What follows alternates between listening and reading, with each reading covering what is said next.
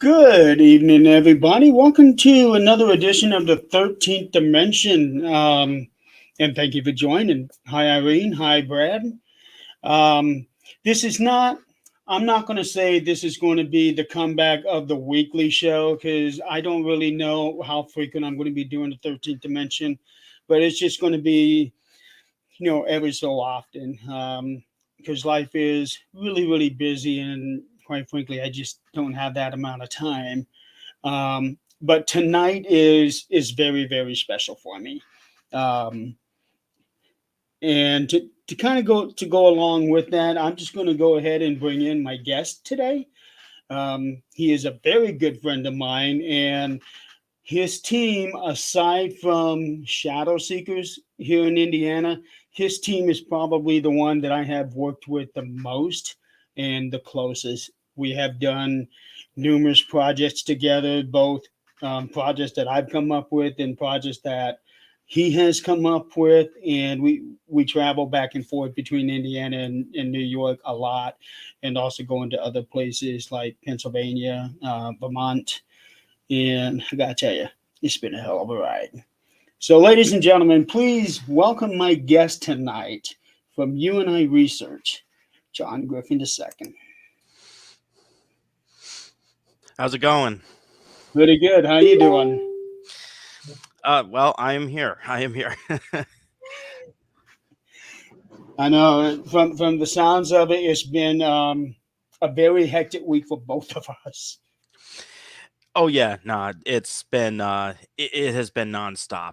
That's for sure. Yeah, today kind of wiped me out too. I did yard work for the first time in a very long time. I'm like, do I want to do this show? I just want to go to bed.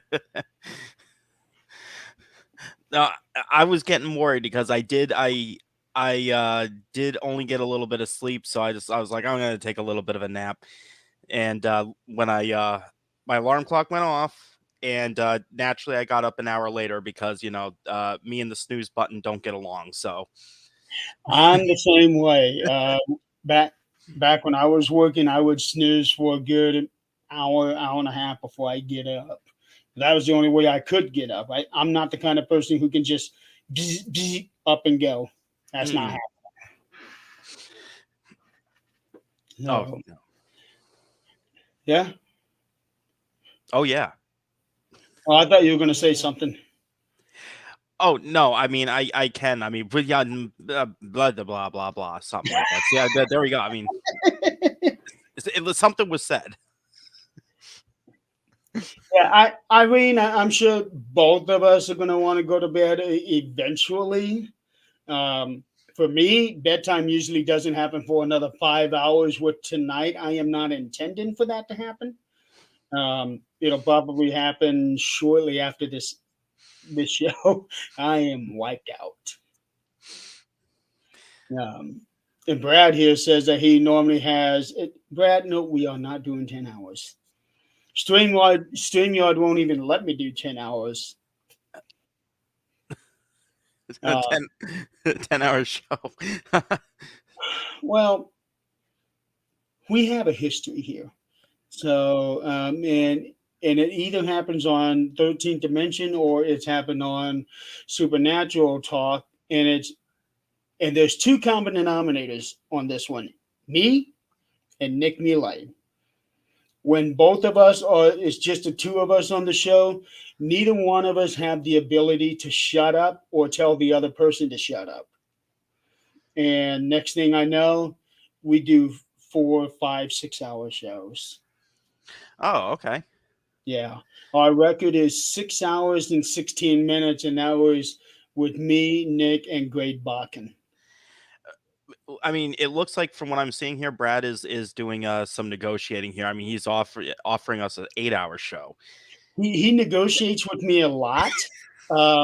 It doesn't work out so well for him, but yeah, no.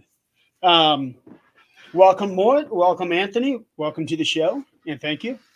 So tonight we're going to be talking about something a little different. We're going to be talking about Peggy Sue and why she hooked up with the honky tonk man. I've been looking forward to this topic. You probably don't even know who I'm talking about. Not a clue. For those of you who remember 1980s wrestling, you would know. No, actually, this is something that has been in the works for a very long time, and even long before I even hopped onto this one. So, what's going on is that John and his team have been working on a documentary called Paranormal Puzzle. And it started out as just a regular series, didn't it? Yes. Yep. Now, what? How did the original idea come about? I'm sure this has been years in the work. Oh man, the original idea. I mean, we're talking years ago. Uh, back when my brother was around, we were taught we actually had a different symbol for Paranormal Puzzle, and it was meant to be more of a. It was just the name of our research concept, and we decided that it was gonna start off as a YouTube series. We were looking at what the current shows were doing, and we wanted to obviously, do something different, and decide what exactly we were going to focus on. And the research was meant to be more of the primary focus, as opposed to the locations themselves. Like, we'll have the locations, there'll be some talks and information about them, but it's not going to be like we go to a location and then the next episode we completely forget about everything that happened there. So we decided to focus more on the location, and on top of that, we wanted people to get to know the cast more. So we were trying to implement the stories of the cast members slowly into it, seeing how they do their research, and then given that background story of why the person does what they do. Um, and then we were going to look to expand from there, because Paranormal Puzzle is such a large concept. It was meant to go beyond just you and I research. We wanted to bring other teams together, and demonstrate how the Paranormal Puzzle concept works with multiple teams together, to show that, when we research and cooperate and really talk to each other, with an open mind, where it actually leads us, and actually show that. Um, so it ended up landing on, uh it went from YouTube. We ended up launching one episode. It kind of, um it was more unexpected the way it ended up being filmed, because the project that was being filmed was not originally ours. And then it was essentially given to us, and we were like, well, I think we're going to do Paranormal Puzzle now. Um, and that was for Wilson Castle. So we turned that into Paranormal Puzzle Secrets of Wilson Castle. It was thrown, the first chapter was thrown on YouTube, and then we were suggested to pitch it to a network. So we did an upcoming network that hadn't launched yet. So we pitched it to their CEO, and they said they loved the episode and they wanted to take the series on. And that's pretty much how it started. That's awesome. And the network that he's talking about is Paraflex, which has now been operating for Since 2021. so a little more than a year and a half. I think if I'm not mistaken, I think we passed our 2-year anniversary for Okay. Paraflix, because our chapter 1, we did launch with Paraflix when, the moment that it launched. And I remember you saying something that made you guys what's now considered Paraflex Originals.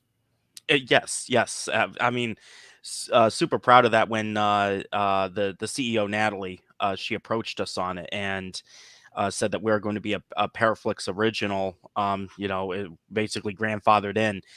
Uh, our team was ecstatic. I mean, we were so happy about it. Brad.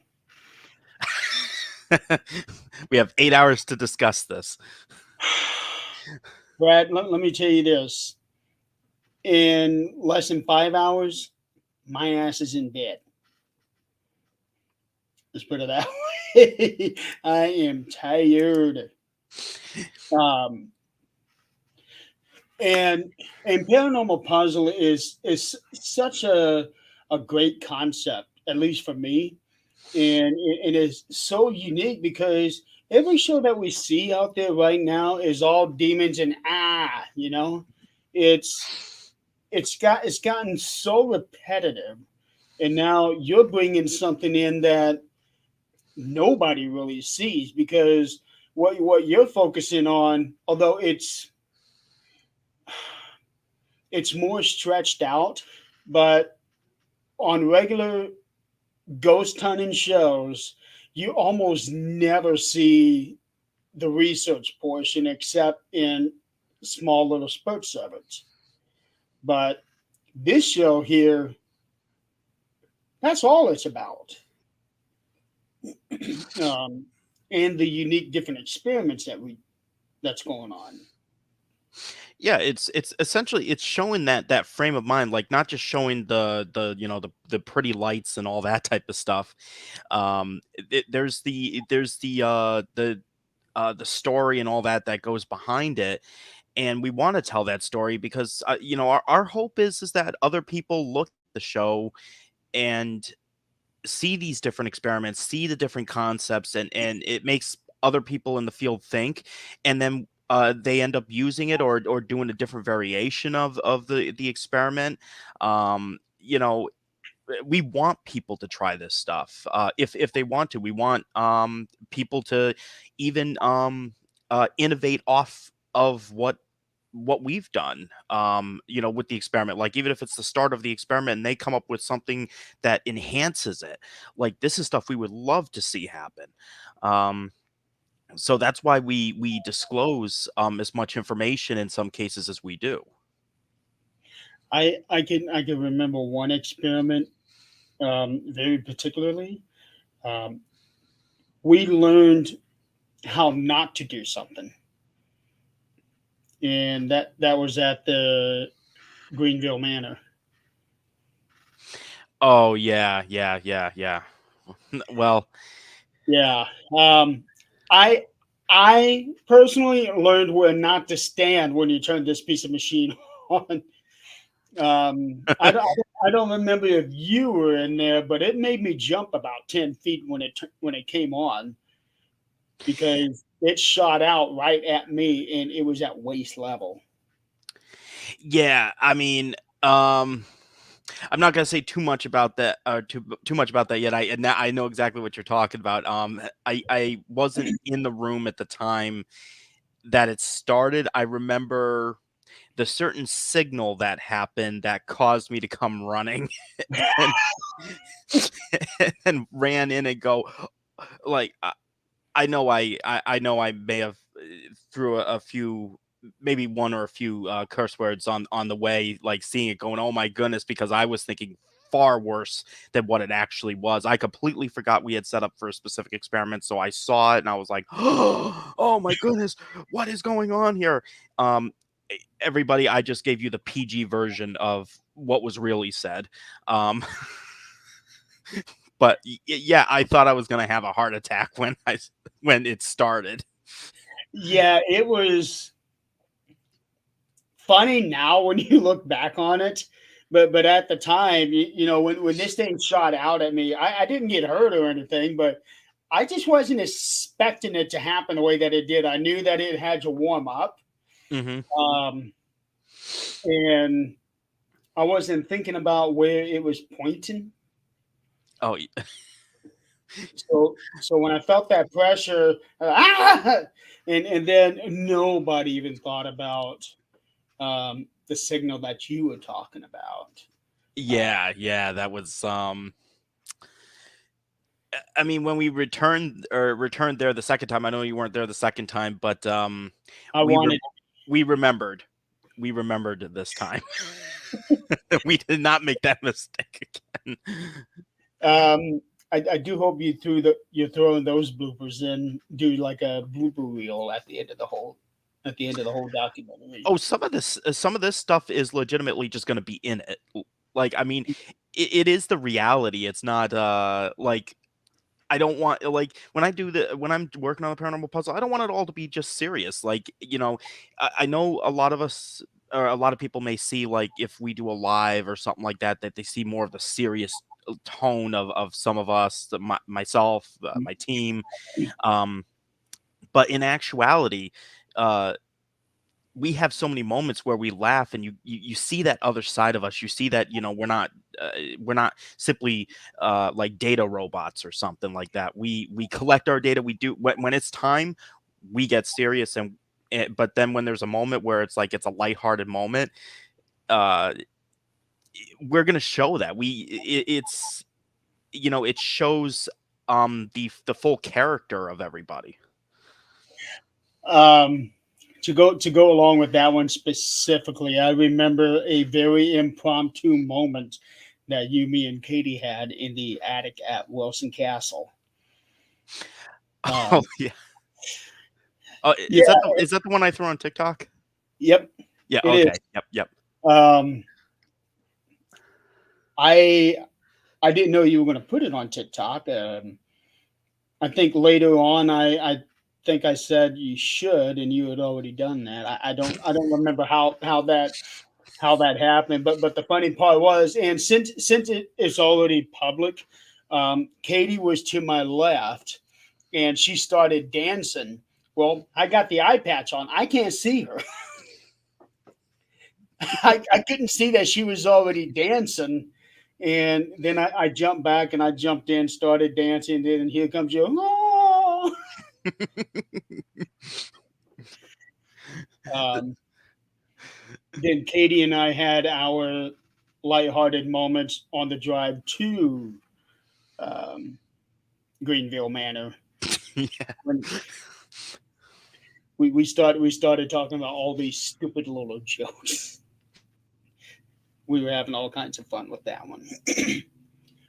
Um, so with Paranormal Puzzle, you started out doing Secrets of Wilson Castle, Mhm. and then where did the idea come to do Secrets of Wildwood Sanitarium? Did you plan on doing a spin-off, or what was this an initial idea when you started doing this? Well, Wildwood Sanitarium was actually the place that if we were going to do Paranormal Puzzle, we wanted to do it there first. Um, the way that Wilson Castle happened, um, it caused that to come out first as opposed to Wildwood Sanitarium. So Wildwood Sanitarium was right on. It was going to be there. So we decided that maybe we were going to do like a multi-part series for different locations and such. But then that evolved; it became something else. So we were like, well, let's demonstrate how we do research at one location and show a different location and show the similarities. We could show the trends, but show the differences and such. And then we'll have the third series, which was actually in the works prior to these two, but we didn't know what it would look like, was Path to Communication. And essentially Path to Communication was going to be more of the story talk, or like more of the story version of it, where we're telling the stories and we're showing how everything connects. So it was essentially all the series are kind of like running parallel to each other, and they would all like eventually Path to Communication would close that gap, and then we would lead into a documentary that brings the entire research together, but now it shows it's almost like taking the entire timeline, bringing it together into one timeline. So then it goes from there. So that's kind of how Wildwood Sanitarium came in. And we decided if we were going to do like the mini series for locations, we were going to name it simply Secrets of whatever the location is. That has since changed. The structure of Paranormal Puzzle has changed, and that wasn't fully the. It wasn't supposed to. It wasn't supposed to change. It's wasn't supposed to go in the direction it's heading in now. That was simply because of my brother dying, Right. that everything changed. Path to Communication, it became something that it wasn't supposed to be. Um, so we were trying to look at the story for Path to Communication, and it became, a Jeremy story. Um, and it wasn't supposed to be that. So when I looked back and I started developing the next chapter for Path to Communication and preparing for the upcoming documentary, I started looking at everything and realizing that we had a huge problem. Um, we were going to continue Secrets of Wildwood Sanitarium. We were going to continue the next chapters of Wilson Castle, but now nothing made sense anymore, and it was going to be hard to bring that together. So we were working on a way to tell the story. Basically, here's where we were, here's the big turning point, and here's where we're going from here. So that's basically what we've been working on and why it's taken us so long to get these next videos out. I can definitely tell you from experience that a lot of times, certain things that I would plan almost never happen um, the way I want them to. Mhm. But and it depends on the perspective of which way you look at it. That what ends up happening is actually better than what you were planning on happening, or it could be worse. So with the direction that you're going in now, um, it's it's a hard question. I get that, Mhm. um, but the direction that you're going in now, do you think it's actually better than what your initial plan was, or do you think it's worse than what the plan was? Um,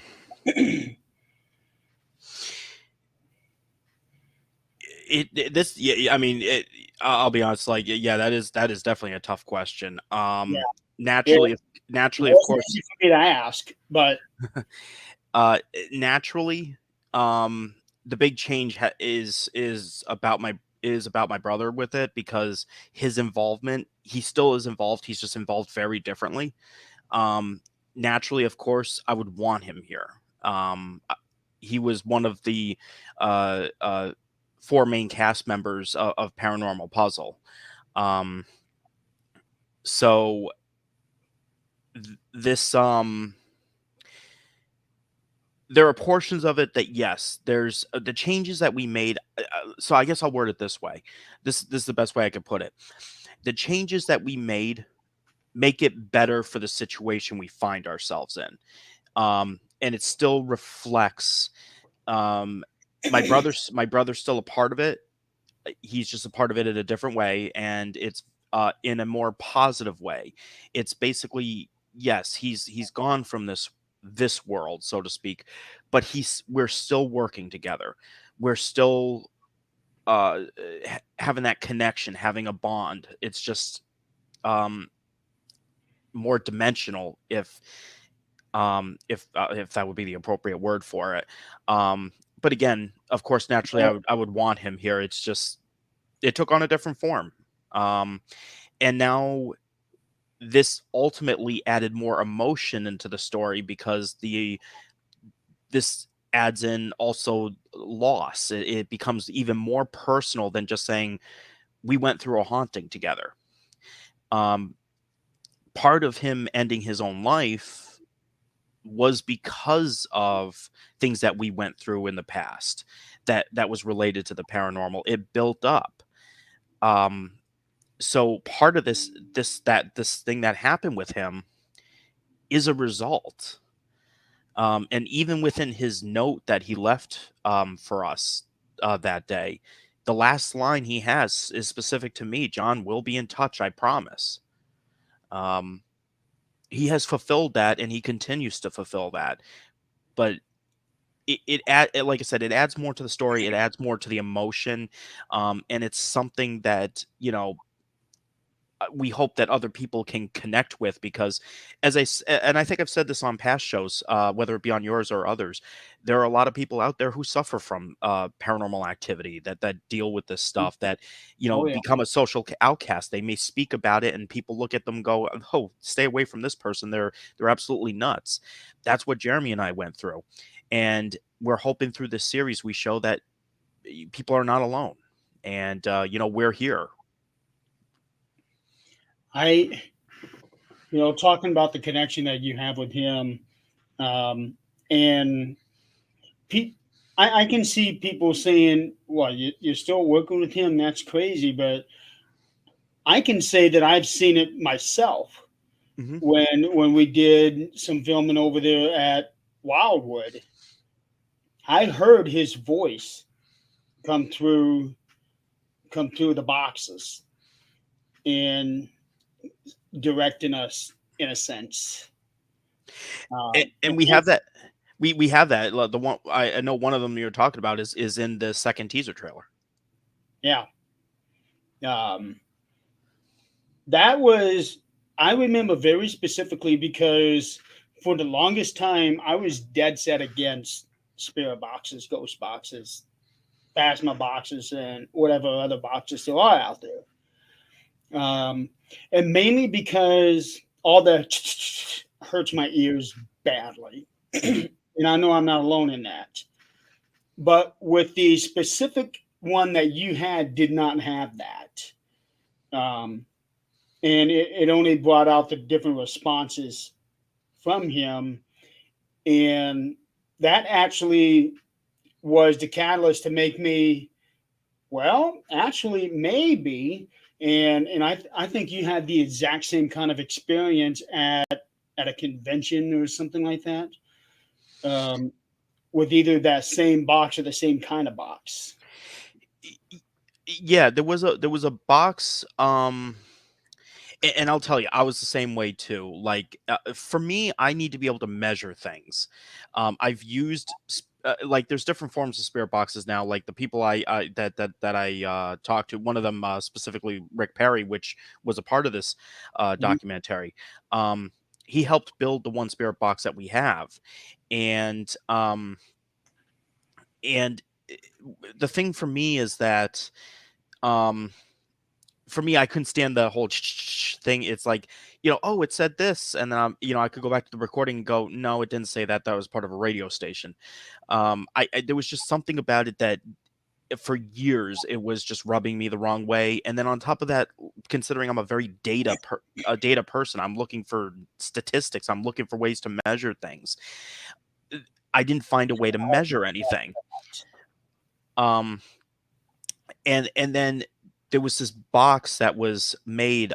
It was Jeff Fent who made a box for Wildwood Sanitarium, and for the first time ever, um, Jeremy came through and he said his full name on a live, saying Jeremy Griffin. It was heard loud and clear, and I'll never forget hearing that and hearing his voice, and immediately, not even just hearing the name, I heard his voice. I recognized it. It happened in just a couple months after his death. So, and so my interest slowly started to peak, because I was like, okay, but I still don't have a way of measuring this. But it's interesting. Jeremy did have an interest in the spirit boxes. He wanted to know a bit about, he wanted to know how it worked, whereas I was kind of like, "Meh, whatever." Um, so it's interesting that he came through on that. And what people are going to find in Path to Communication Chapter 2, once we launch it this year, um, Jeremy used all different methods of communication, and they were all methods that we had used in past Paranormal Puzzle episodes that he observed. So that I found very interesting. I'm not going to spoil that anymore, but and then finally the spirit box that Rick and I made, because he came through again on another spirit box at Wildwood Sanitarium. This time it was Rick Perry's. And finally, I was convinced, okay, I need to do something, but I need to find a way to measure it. So I went to Rick Perry invited us over to his house. And Katie's son Nick and I, we worked together. I wanted him to show me, how do you build this stuff. So we went to his workshop. He showed us, and we worked with him on building it, and we designed it in a way that, one, I could walk around with it easily, and number two, um, there was a way that I could record it. I could record the specific frequencies, and figure out how to line things up. So when voices come through, I could see exactly when that stuff is happening, and I could start collecting the data. Is there any specific trends for that? Um, Is that the one that I saw you at Wilson and Greenville? yes, Okay. yes. Um, I thought that was cool as hell. I absolutely love that one. I have to get it fixed, and I'm gonna blame. Obviously, I'm gonna blame myself for it. There's a wire loose on it, so I'll be bringing it to Rick Perry. Rick Perry, if you're watching this, you now know I'm bringing this to you. What'd Um, you do? huh? What'd you do? Um, when I was storing it, I positioned it wrong, and yeah, a wire didn't agree with the way I positioned it, so it kind of ripped off. Um, and I don't have that specific knowledge to fix it, because I will probably break it more. So I'm gonna bring it to I'm gonna bring it to Rick. Yeah. Um, I actually went through something very similar to that because Brad Webb, he actually builds equipment too, and he has sent me a few things, me and Nick, and many other people as well. And some of the stuff, the way that I would store it, more specifically when I'm packing it, mhm. does not necessarily agree with it, and everything kind of gets pushed into the box. And I had to take the box apart to push everything back out. And now he's working on version two of the 4-in-1 box. I think I showed you that um, during our excursions last year. It was that box that had the temperature readings for the four different sides, and also had the yes answer, Yes. Yep. Yep. no. Yeah, Yep. Hmm. Brad right here, Brad Webb, he's the one who built that for me. And Oh, now very nice. mhm. I gave it back to him because he was going to work on a second version, a more um, compact, condensed version of it, so that it's not so bulky. Oh, I like where it's heading, though. I definitely really like where it's heading. It's bullshit. um, Was that? Oh, but oh, yeah, I abused everything, Brad. I abuse you. Um, Irene is 100% correct. I do not travel light. John has seen my trunk when I have everything with me. He's seen my trunk. He's seen the car. I can barely fit another person in there. We actually had to take stuff out just to get him and Katie in the car with us when we went into town for food that one night. Um, but yeah, Brad builds a bunch of pretty unique stuff. Um, Highly recommended. Everything is pretty much prototype, hmm. but it works. Get Tesla, get it out there, and yeah, I mean, if it's like I said, I'm all for data collection. I know you showed it to me, and yeah, it was definitely very interesting. Yeah. I think I only saw it the one time, if I'm not mistaken. Um, let's see. He didn't. He took it back when we had our Para Unity convention. So I would have had it at Greenville. I would have had it at um, Wildwood. I Oh think. yeah. Let's see. I did have it at Wilson Castle with me. Yes, I did Wait. have it at Wilson Castle with me. Okay, I'm trying to remember, because it's like, I know with Wildwood and Greenville, like we were together. I think, what, 3 or 4 days straight on that. Um, It was something like that. I know we were at Greenville for one day, and Wildwood Sanitarium, I think we filmed there. I think initially it was supposed to have been 3 or 4 days, and then that got extended because you got more time with Wildwood. Yeah, yeah, yeah. Hello. Okay, why did I just get a message from Emily? She just screamed my name for some reason. Oh, Emily, it'd be really really hard to do that on this right now. She wants me to go live with her on TikTok, but I am actually live on TikTok with this show. So it'd be Look at you go. yeah, it'd be a little difficult. Emily, I sure hope you're listening to me right now. Um, no, Brad, refresh my memory. When did you give me that 4-in-1 box? Um, no, I did have it at Wilson Castle because when I came home 2 days later, I did an investigation in Ohio with a friend of mine from Hollywood, and I had that box with me then. Okay. So I did have the 4-in-1 box at Wilson Castle. Um, and we were using it in conjunction with a whole bunch of different machines in the attic, that one room in the attic, because we had that on the one side, we had another sensor on another side. We were trying to do some tracking with different pieces of machinery that, from what I remember. Yeah, yeah, yeah. uh, So much to go back, and with all the editing and stuff, there's just so much to go back to. we went through a lot together Yes. over the summer, um, and it's just a miracle that I was even able to be a part of the show with you guys.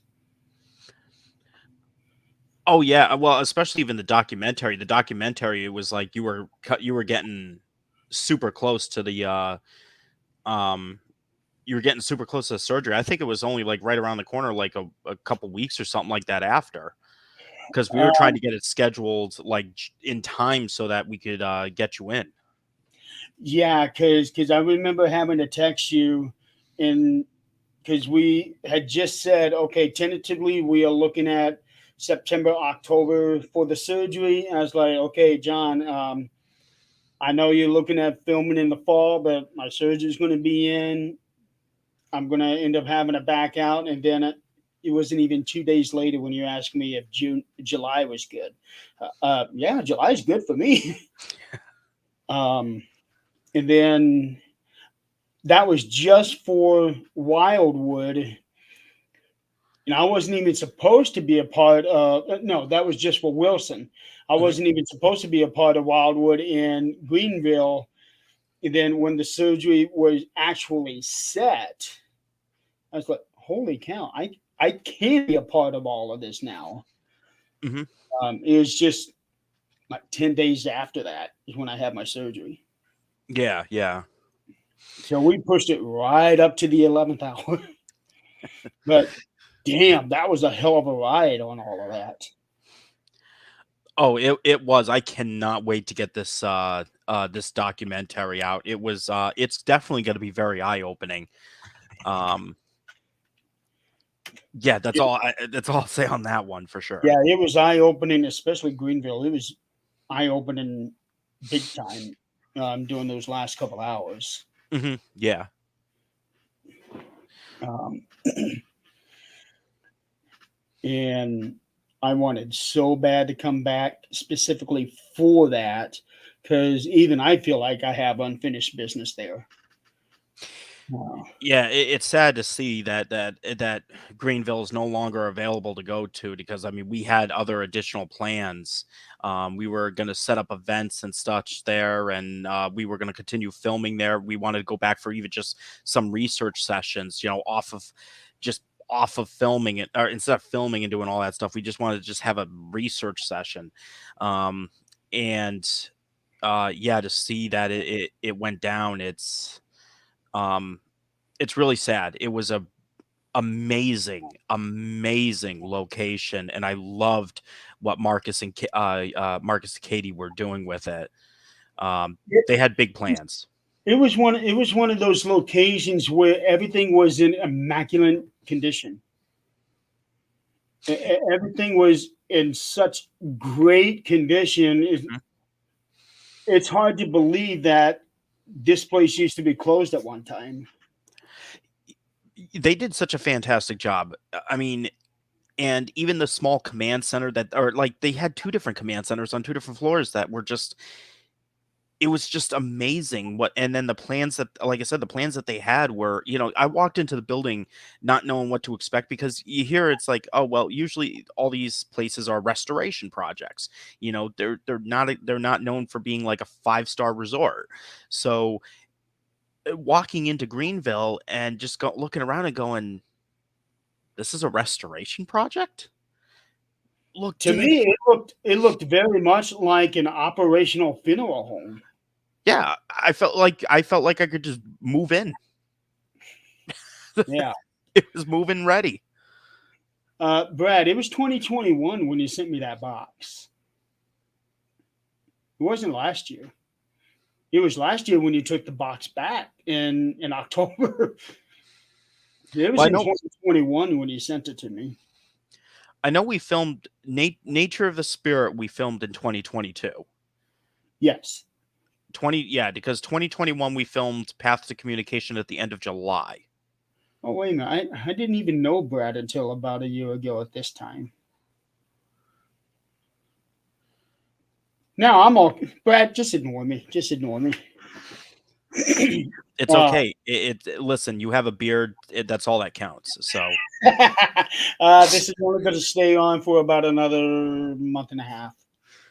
you I'm just at, got it back. I did get it back. I'm actually kind of tired of it. Yeah, But we're I'm not. going to do something really cool because a month from now I'm going to be in Reno, Nevada for the bowling tournament, and I do my pictures, Mhm. and I'm going to be doing it's called the Lemmy. Lemmy was the lead singer of metal band called Motorhead. He's passed away a few years ago, but his beard it was like a full beard, only he did not have this part here and he didn't have this. His ran down to here and then came up to his upper lip, come back down here and up. He left this bare. I think I've seen that before. That will be interesting. It Don't I've done it before. It's a weird feeling having this beard and then having this here shaved. It's weird. Definitely something that you'd have to get used to. But that's the style that I'm going to go with this year. And then when I come home, I'm just going to shave it all off and grow it back out again. Well, I mean, here's the thing, if that style doesn't work out, I'm a master at arts, when it comes down to adding, beards and such. I mean, I I know Katie has been your victim so many different times. yeah, well, she has done an excellent job growing her beard, and, every picture, it just grows more, and including her eyelashes. And, and Ashley Moreno, when we were having our chat, naturally, I had to screen capture that one, and, she I made, like, I recall seeing a picture of her. I know well, I've seen plenty of Katie. Hi, Jenny. so, of course, naturally, uh, someone else had to become, a victim of the screen capture, beard contest. So, um, Ashley, we basically Paranormal Puzzle now we have three editors. So aside from myself, there's Elizabeth Mariquin and Ashley Moreno, and um, we were editing, and then at the end we were just talking. We were, kind of goofing around afterwards. Elizabeth did the wise thing of making sure her video wasn't on, but Ashley, um, you know, e- yeah, I can't speak for her. I She can't knew speak for what was her. coming. I managed to capture. I took a screen capture of us at the most appropriate moment, naturally, and she she grew a handlebar mustache, she rocked new eyebrows, and I'd say she's in competition with Katie. I'll have to send you that picture. And the best part is, um, we did a Mike Hatcher, Robin Ramsey, and I. There was an event that we did a clinic at Wildwood Sanitarium, kind of like a class. I And remember that one because there is a picture of you uh-huh. in a specific position. And Yes. I'm thinking, oh, he's grunting, he's got something big coming out of it. Well, then you That's like, this one needs a caption. It really needs a caption. well then you had yeah then you had Mike. I think it's the one where I'm like I have my arms out like this. And Mike Hatcher, of course, he decided to. I became the victim this time, so he did so many different edits of this one picture. I was wearing clown shoes in one, and uh she, she even he even had me holding Ashley Moreno in one, and then um I I took that picture and I added the handlebar mustaches, the eyelashes, and all that, and I sent it back to him, and I said, uh, I told him that the picture has been fixed. Um, so what you call it. But in the presentation, I threw in the picture of Katie and Ashley on the slides, um, of them with the mustaches and stuff that I drew on them. Um, and it went from a very serious topic. So we were talking, and I knew what the next slide was, and I clicked over, and I kept talking as if I was still instructing on something very serious. Meanwhile, there's this picture behind me on the slide that everybody's looking at of just Katie, um, with a mustache and beard, and then the next slide was Ashley. So I know Mike. I think it was Mike caught a picture of it with me talking as if with Ashley up on the screen and everybody looking. So that ended up on the internet. Uh, so it's like, okay, we're going to throw a lighthearted moment in there, but I'm not supposed to be aware of it. Right? For So, I'm so sorry. you're doing the presentation, and this clip comes in, Mhm. but you are aware of it, but they're supposed to think, oh, he doesn't know that clip is up there. He thinks that's something else up there.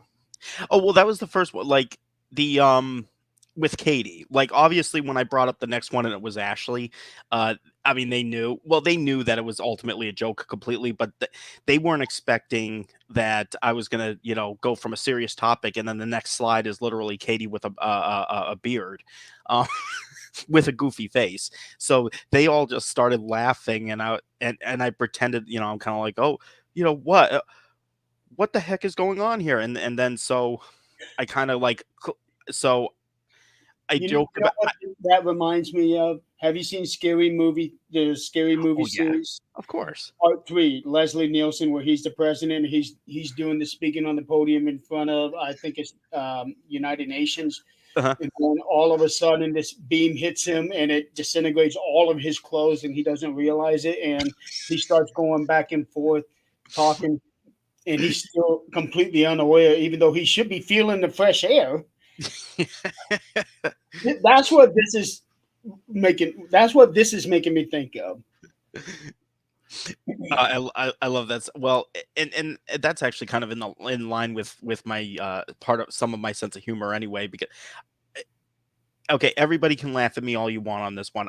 It's the dumbest joke ever in Scary Movie, but I love it. It's the one where he just goes. I forgot the one actress. She was saying that she was like, and I saw a face, and then the one actor turned or the other person turns and goes, "Did it have a nose?" And she's like, "Yes." And he's like, "That does sound like a face." I'm like, it's the That dumbest thing ever, but I cracked up. I'm like, yeah, uh, that would be me. I don't remember her name, but is that blonde, that blonde girl, Yeah, she's like in the one every that's single in, one. yes, Yeah, yeah, that yeah. sounds She was exactly like she was phenomenal. oh She was she makes phenomenal. I just suck at names, but she was phenomenal. yes she was. Um, Image of Jeremy of the Corn.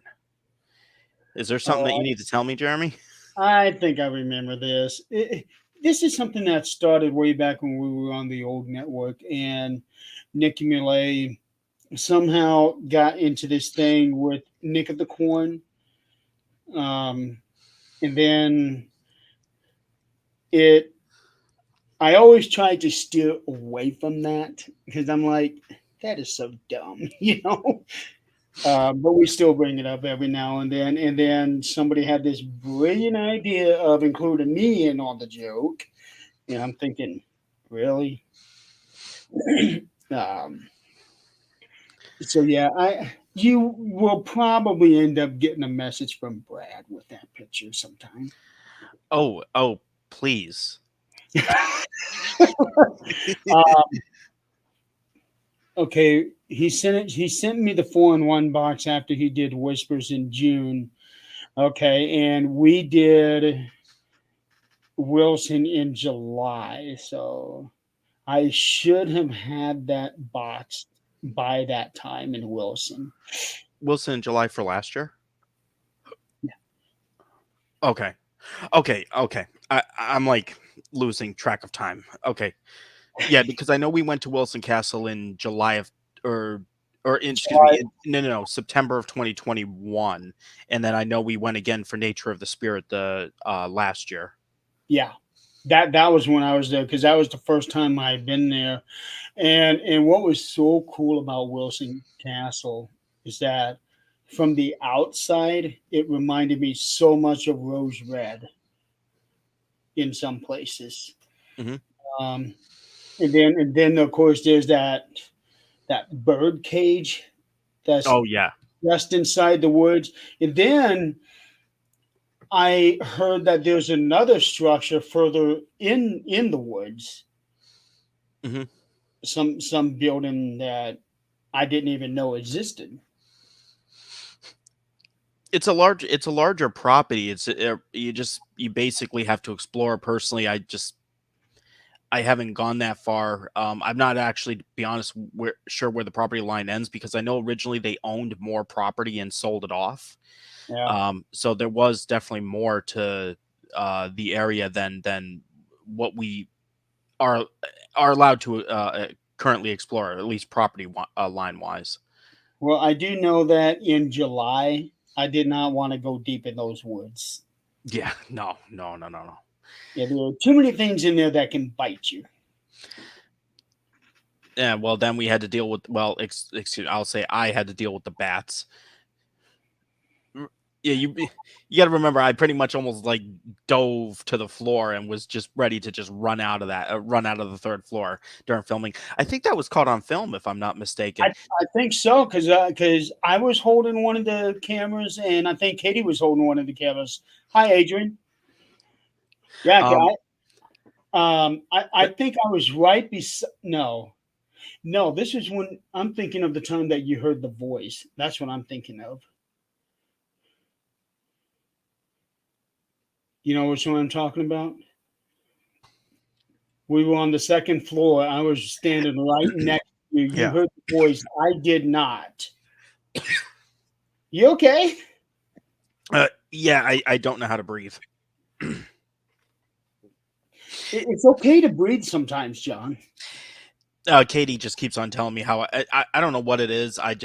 Yeah, Katie. It's gotten to the point that it's happened so much that Katie goes, you know, to stop choking on air, or am I choking on air again?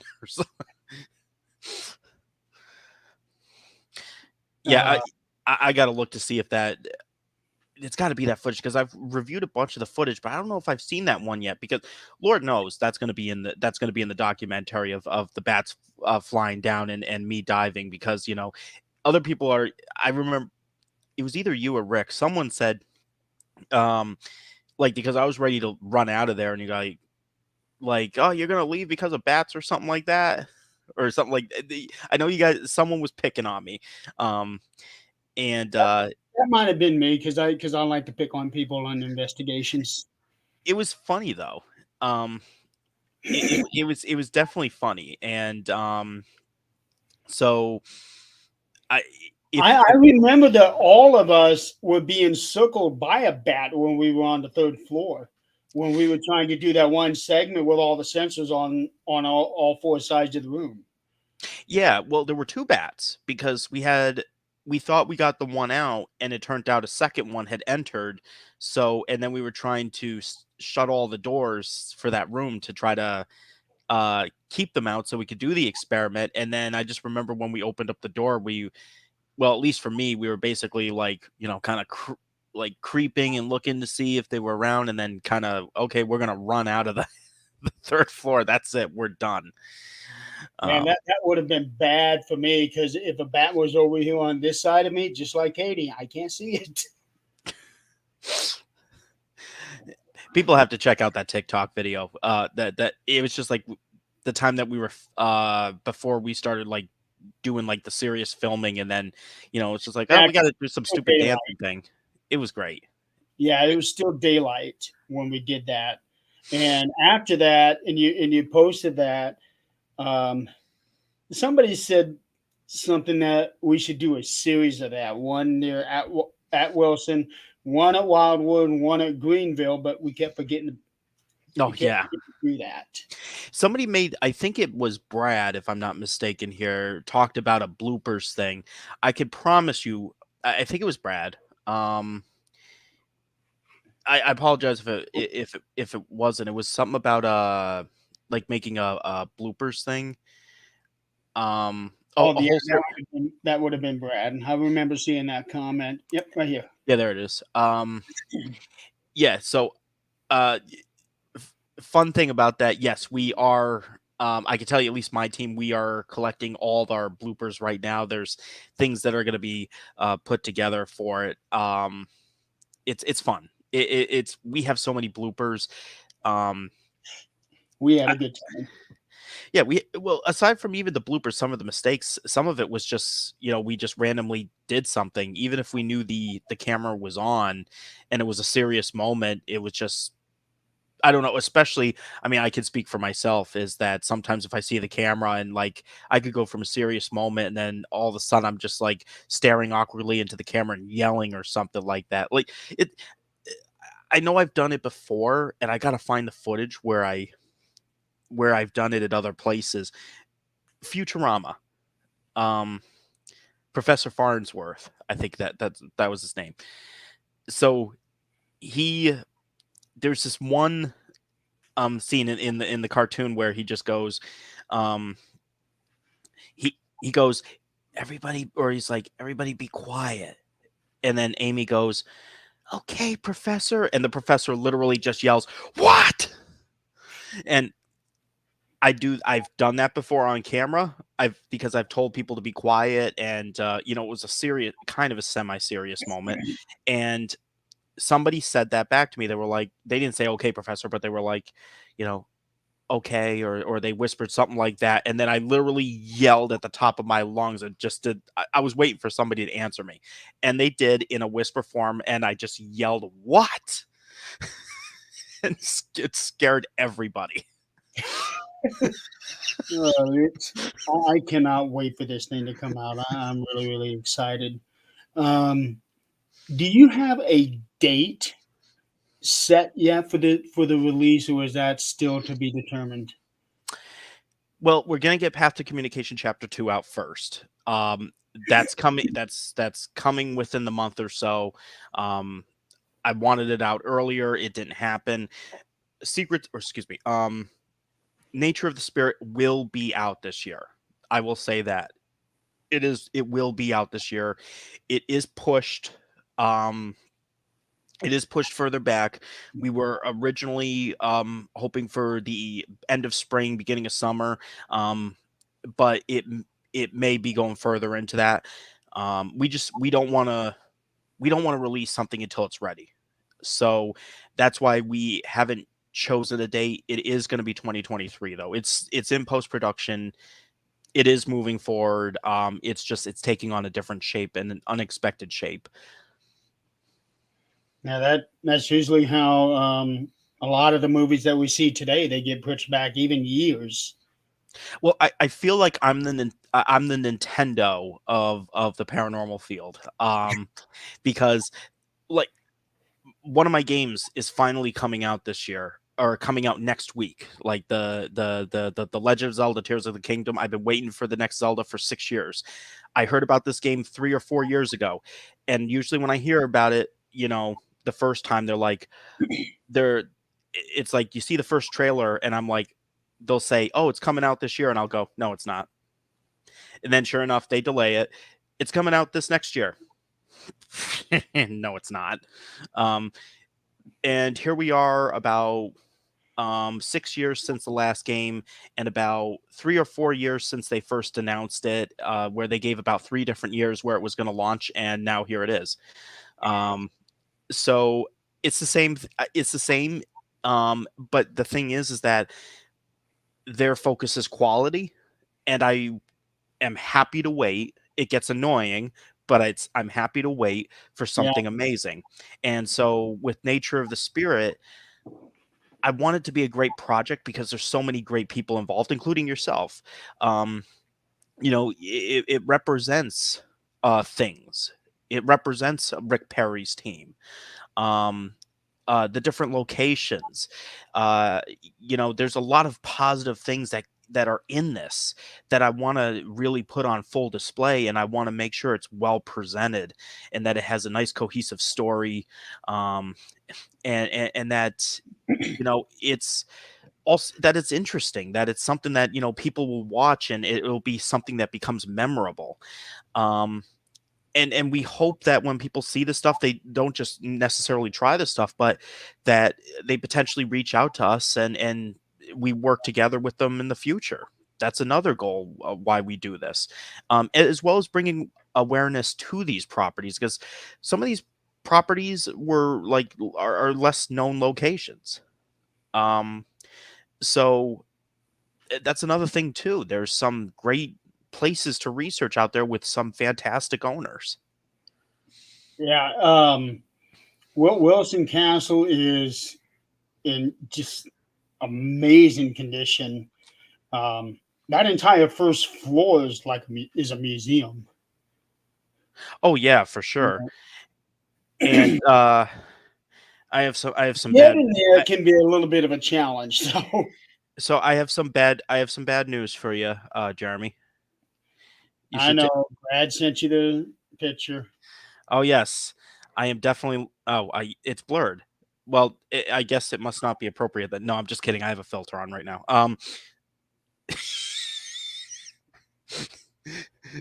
I appreciate that, Brad. Brad is very good at getting screenshots and making them up right in a moment. Um, Adrian has been a victim of Brad on numerous occasions, more specifically with sound clips. I won't get into that one, but Brad is very good at getting on the moment pictures when it's needed. Yeah. No, this is actually this is really no, this is really funny. And It's so and random, but I love it. we talk about me being victim of Brad. Well, all everybody's a victim of Brad, um, and everybody is a victim of John, myself including this very show. First time, Oh first time I had yes. John on this thing. No, it's the second time because you came on the second week with Robin. Okay. Okay. Yeah. There, w- um. Yeah. Yeah. Because yeah, you were with Scott. Yeah, and it was having some major connection problems. It was worth it. The fact that it stopped at that moment, that had to have been predetermined. There's no way we could have tried to plan that any better. There's no way that we could have rehearsed that. Somebody was manipulating us that day. Well, and I loved how, because like you never know if I'm like sometimes I have my dry sense of humor. So sending the message to you and saying that I created a really nice banner for you, and you were all serious. like from your messages, it sounded like you thought I was actually serious. And then I sent you the banner of you and Scott looking at each other, and I think I had like a heart in the middle or something like that. And I said love at first freeze or something like that. I don't remember that, but I do remember when I looked at it, I was like, "You asshole." But it's moments like that that makes what we do so wonderful. Yes. What else did we? Damn, what else did we do? We just had so much fun, and what's even more amazing is that when we have people from different areas and we're all bouncing ideas off of each other, and you can Mhm. tell that there is no ego That's what within I that. that's what I loved is like at Wildwood Sanitarium where we were sitting down and having that meeting, as well as at the even larger one in at Well, I Greenville remember Manor. you, me, and Mike were outside this one particular time, and Uh-huh. we were bouncing 100 ideas off of each other. And the thing is that we got results from that stuff, and it's like, Yeah, well, we tried to figure out a way to mix the different operations and talents and all that such from each other, and it was just it was phenomenal. And I completely agree. There was not one point where any of us from any of the teams or owners of the location that any of the ego came out. It was, you know, let's try these different things. Let's see what happens. And then the things that came out of it and some of the things that we learned was just it was amazing. And it's what I absolutely loved it. It was just everyone just meshed, and I couldn't have asked for anything better than that. this is what happens when you get the right people for the right project. Mhm. And Brad, you're absolutely 100% right. What do I feel that? Why do wait a minute? Why do I feel that you would roll your eyes at us if John and I were at the same location I with would. you? You know what? Hi, Emily. I, why do I feel that you would well, I don't know. Because you and your screenshots, Brad and his screenshots. But if I'm on site, I can't get a screenshot of you. But I can take pictures, and I will add a beard over the beard. And I'm actually kind of surprised you haven't done that yet. Not If to give I you any ideas, but I'm actually Too surprised you late, haven't done too that late, yet. too late, too late, too late, too late, too late, too late. Yeah. Just know, you are the one who said it. No, you said you were going to put a beard over my beard. You're the one Yeah, who said prove it it. first. Prove it. All I have to do is just go back to this video and get the sound clip of it. Yeah, sure. You make it sound easy I until am I at go into one delete. No, hour just kidding. and 9 minutes and 40 seconds. I will find that clip if I have time.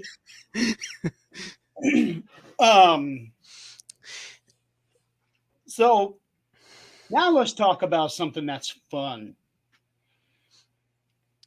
Something came out this week, Mhm. and I have to tell you this. John and I had talked about this last year at Wildwood, and I think I was the one I think I was the one who first brought that up. And a, a postiche? What? I have no idea what Emily's talking about. Your beard is perfect, and that's all that matters. It's the second line that she said that I'm trying to.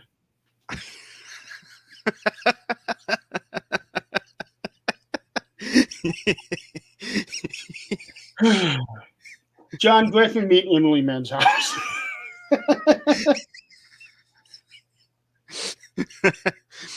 She has a tendency to come onto our shows and have a little fun. Oh, everyone's talking about the beard, so I mean, this it's just perfect timing. We I all have to get screenshots, and it's mandatory. I can remember for uh, for a short range of time, this beard was all anybody ever talked about. I'm like, please shut up. Is That's all anybody ever talked about. I don't want to be known for the beard. It's nice, don't get me wrong, but still. Well, you know what? It started. Well, not to because I know we're getting ready to to talk about something really significant. Yeah. But there was a person on my team named Reggie, and it was random. That's why all of a sudden I started saying beard and stuff like that. He had a beard, and he would joke. He would go, "Yeah, everybody loves Reggie," and I would go, I, I don't know why. I just looked at him. I was like, it's just because of the beard, and that's from there. And we're talking now. I think that was about 17 years ago, and ever since then, if I come across somebody with a beard that I become friends with, they become the victim of the beard stuff. So welcome to the club, Jeremy. So I happen to be the latest victim. And okay, now I do have to acknowledge this one. So I've come from a family that has had been very blessed with amazing hair. My dad, he had your beard. Send on a picture, you'll get a beard. You'll also get a handlebar mustache. You'll get crazy, you get crazy eyebrows, and Hmm. if you're smiling nice, big, and wide, you'll even Hmm. have a black tooth. Yeah. So my dad has got great hair. In fact, when I look in the mirror now, at this point where my hair is at, I'm looking at the mirror. I'm thinking, that's how my dad's hair was exactly in the late 80s and early 90s when I look in the mirror. My grandma, his mother, had amazing hair all the way up to when she passed away at the age of 82. So I do believe that great hair runs in my family, and I'm just thankful for that. I am so glad that I don't have, you know, real thin hair or receding hairline. I'm just really, really blessed with that one.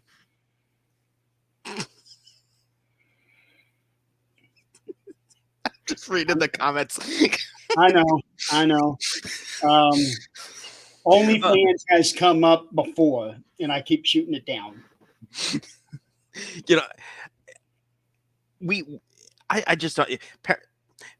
Paranormal Puzzle, and all the different research, and now we're talking about beards. Eh, Maybe, maybe you should do a puzzle piece about beards. You really want me to make an Excel spreadsheet about this? Well, you make one on everything else, don't you? Am I right? uh, I mean, I'm And just I'm gonna. not I'm just. talking about just my beard. You use Reggie's beard. I please. Who else has got a good looking beard? Greg Yost. He's a Sasquatch hunter down in Kentucky. He's got beard down to here that looks really good. There's Beard Paranormal. You can go check out those guys. I mean, yeah. I, you know, Emily can I hook you up. I do not have an Excel spreadsheet, but I would be happy to do a pie chart if you really so wish. And plus, there will be screenshots of pictures. Brad, I need your help on this. I need you to do a cutout of different people's heads, and we will put them on different parts of the pie chart, like 47% Jeremy York, and people could just figure it out. It'll have no context. We just put the pie chart out there, and yeah, Just everybody has a stay beard on wide it. on that. Yeah, Well, don't forget. At one time, I used to have a Stroke My Beard Club. yes, Katie it and Robin and Sarai are members of that. yeah. So I got half of your women in my club.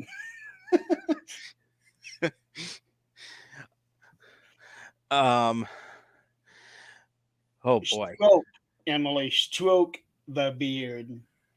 Not soak the beard. Oh, I hate that. when I'm brushing my teeth or I'm going through the shower and I'm done and everything still feels really wet and I'm like trying to get all of that water out of there. That sucks. I'll just be completely honest. I can't grow a beard. Like you would, I think we've had that conversation, haven't we? I don't know. I mean, I do mention beards, and that's pretty much as far as it goes. But no, I don't think. Yeah, no. I mean, I remember talking to somebody and they said that they could not grow a beard. And right now I'm thinking that might have been you. I think we've talked about that. yeah, no. It was probably me. I'm jealous, not really, but yeah. So let's get off the beard topic. No. We need more comments from Emily. She is on a roll right now. Oh, when she gets on a roll, you just got to sit back and just watch. Um, but no, yeah. So this little thing that we talked about last year. I think I was the one that brought it up, and then you told Ah, me that you crap. had actually been thinking about this. We're getting serious again, aren't we? No, go ahead. Yeah. Yeah.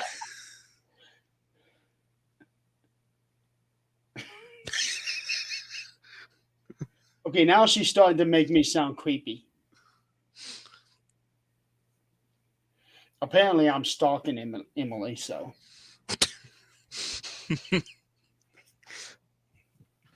um, so I bring this idea to you because I know that we are looking um, at a very different show, at a very different documentary from anything that's out there right now. Um, and it just came to me. You should have an original song.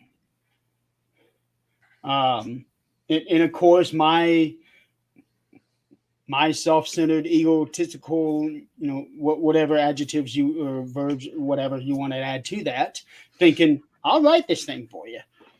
Um, and then you would later tell me that you had actually been thinking about it. Very And much so. I just happened to bring it up before you did. I've never really seen a song. I mean, I could be wrong, but it's um I don't know. For me, music just it. I'm very big into the music, like talking with our music composer, Mikhail Pardo, for our series. Um, I music for me, it just it I love it to make have it generate emotion and such. And Music is life. it really speaks to me. But then the lyrics, um, you know, I've always wondered, especially when I was younger, there were certain songs that really resonated with me, and it turned out I had no clue what the song was actually about. And then when I looked up what the lyrics were, I was like, "Oh, that's why." Um, so I really looked at the lyrics. So when I've seen the things that the songs that you've written before, um, and when you approached me about it, I was, there was a point where I was thinking about approaching you before you even approached me and was like, is there a possibility of writing a song? And then you approach me. It was the easiest answer ever. Easiest yes ever. Yeah, I don't think you could have said yes quicker when I was asking you about that because it just came right out. I remember that one. We Yeah, were in sync at that moment. We were definitely in sync. yeah. Insert band reference there. And but what was going to be the challenge is okay, what am I going to write about? And I was talking to my dad about this because he's heard this song several times, and he can't really make out what the words are. But he's like, okay, so this is about the paranormal. This is about ghosts. This has nothing to do with the paranormal. This song is about life. Um, sure, I could write something about the paranormal or a haunted location, but it would be really difficult to do that without making it sound hokey.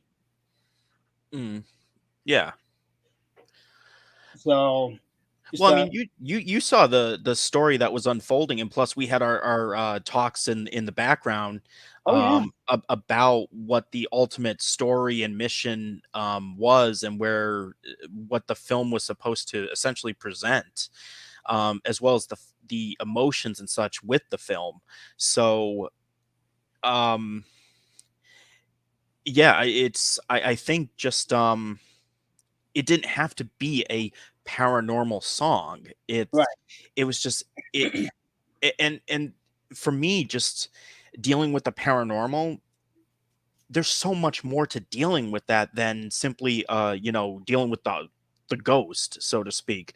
It was like, especially like I said, growing up with my brother and I, we went through a haunting, but it didn't end with the haunting portion of it. It was how it affected us in society, how society viewed us, the battle that we went through. It was crazy. It was an everyday thing.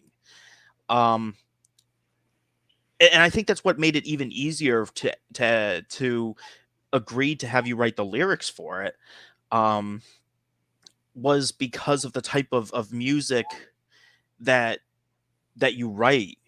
Um, it speaks. To me, it speaks to it speaks. It speaks loud. It speaks to me ultimately.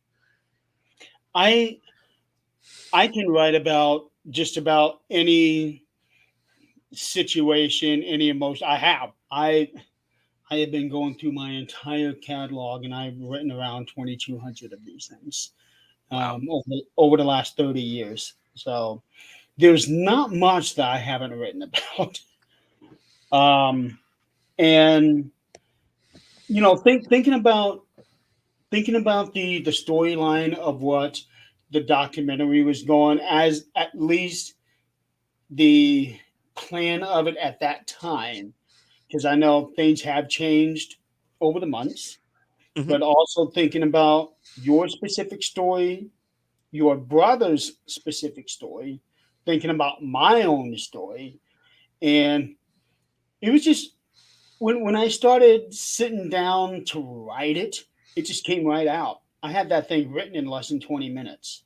Yeah, I remember, and reading the lyrics and going, how the heck did he just do this?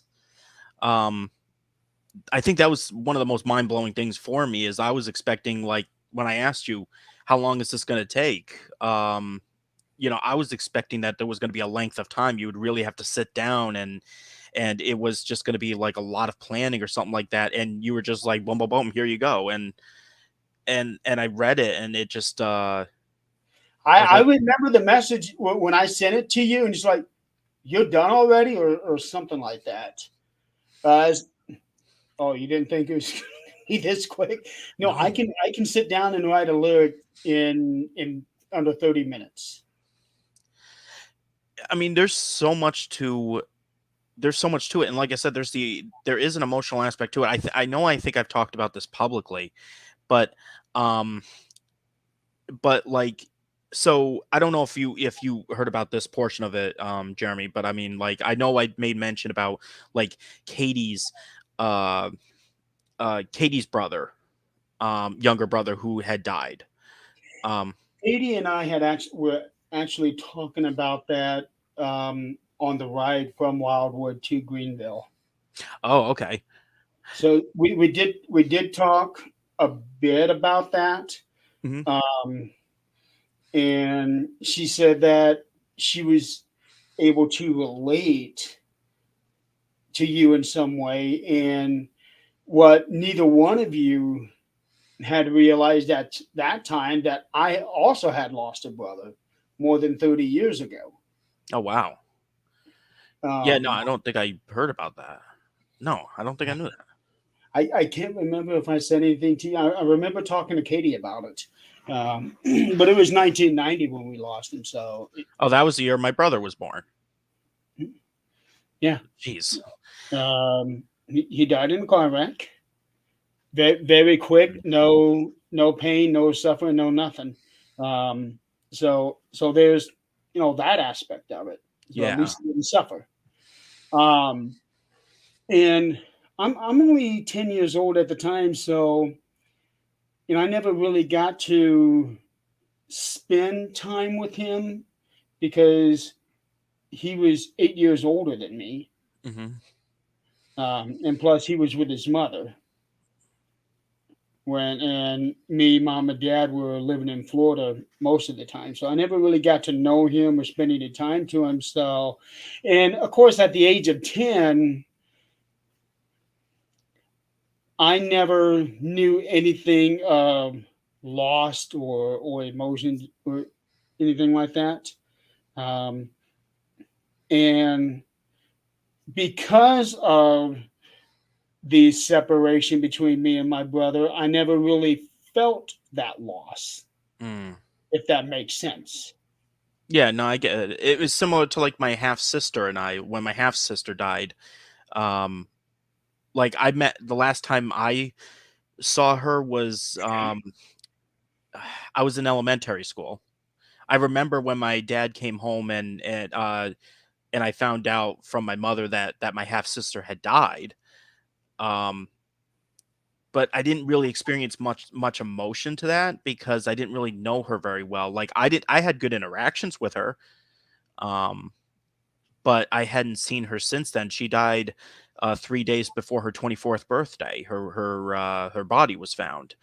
Um, so yeah, I can relate to that. The other portion of it is like Katie's. I just listened to the story of the car wreck, and Katie's situation being similar. The thing that really caught my attention about Katie's situation is that the funeral home where Jeremy was, and they had a couple different rooms where we could have chosen to pick to have the wake and the funeral, was the exact room that Katie's brothers occurred in as well. So she told me Oh, she was hoping that it was not the same room, and it turned out to be the same room. wow. That's because you only.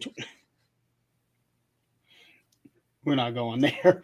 That's an inside joke from Supernatural Talk. Oh, okay. So by Emily's logic and Eileen Jones's logic, everybody's 24. Does this mean I'm 24? Yeah. Sweet. Well, what's even better for me is all I have to do is take my age and flip it around, and I'm 24. If I switch mine around, I'm 63. Yeah, you're an old man. Shut up.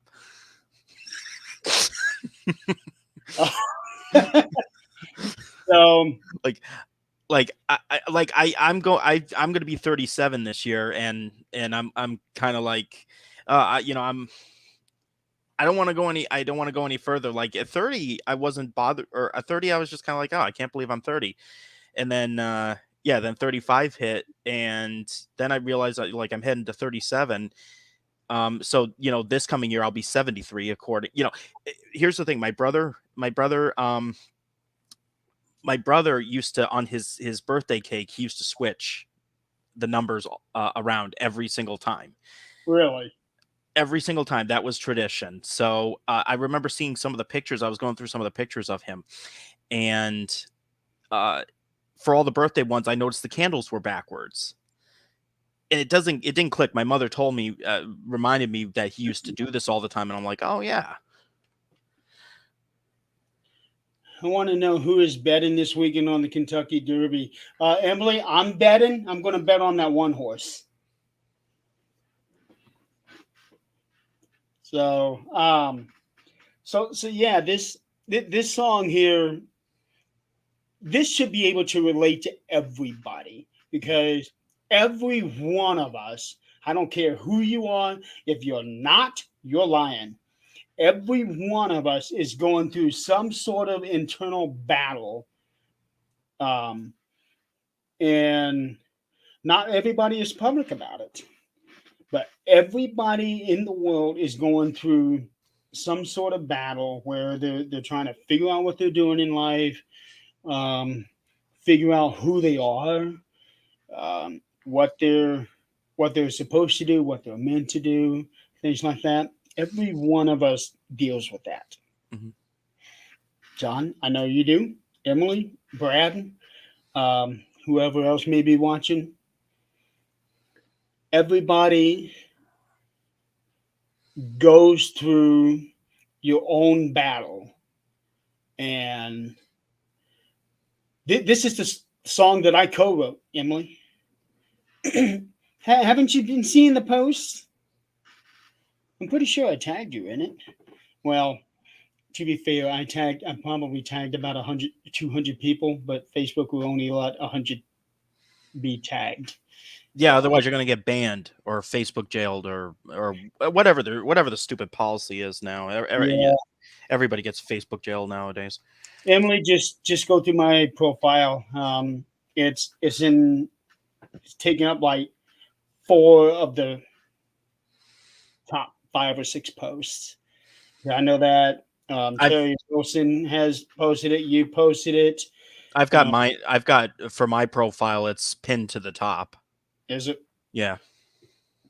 I didn't even think about doing that. The battle, yeah. Yeah, The the battle. back. One of my teammates posted about it. My nephew posted about it. They all tagged me in it. So then there's my post. So that's 5 posts of just the YouTube channel. Then I added another post where I put that song up on SoundCloud. Paraflix, I know, shared it I think like 6 or 7 times to different places. There's been a few people that shared it. I know Vicky Southall, if I got her last name right, she shared it out. Now I shared it out to numerous um, different groups, and they've all accepted it from what I can tell. If they've declined it, I didn't get the notification of it. Uh, so yeah, Emily, I wrote the lyrics, and I basically came up with the vocal melody, and Sebastian Dennis is the one who wrote the music. And I don't know how it's been for you, John, but I have been getting a lot of really, really good feedback from it. Oh yeah, no, I definitely did too. And I can't wait to uh put the song in the documentary. It's absolutely phenomenal, and like I said, when I heard it, um in talking to Sebastian and Augustina, I'm hoping I'm pronouncing her name right. Um, That's how I think it is pronounced, Augustina. she she just or both of them were phenomenal. Um, uh, I mean, I could tell you at first it was we had a disagreement on it because I was trying to, I was doing negotiations and stuff like that, trying to get this all situated because, this is the first song. This is the first song ever. First off, you wrote it. You've worked really hard, and naturally, you know, um, we're putting more funding into this to get this done, and it needs to represent and it needs to be able to fit into the documentary. And it's interesting because listen to the song, when you listen to the song and then you look at the Paranormal Puzzle Nature of the Spirit logo, it's like it's kind of weird because yes, paranormal, you may think more of dark and scary and stuff like that. Nature of the Spirit, it has its dark moments. There is a dark portion of the story. um there is that battle, which ultimately we talked about because in Thank order to help you write the lyrics, we talked about what the behind the scenes story is that the public doesn't know about yet. I mean, heck, some of even the cast don't even know. So, finally seeing the lyrics, reading them, and then seeing what Sebastian did, and putting or hearing what Sebastian did, putting all that stuff together, and then finally we all worked together to get this finished up.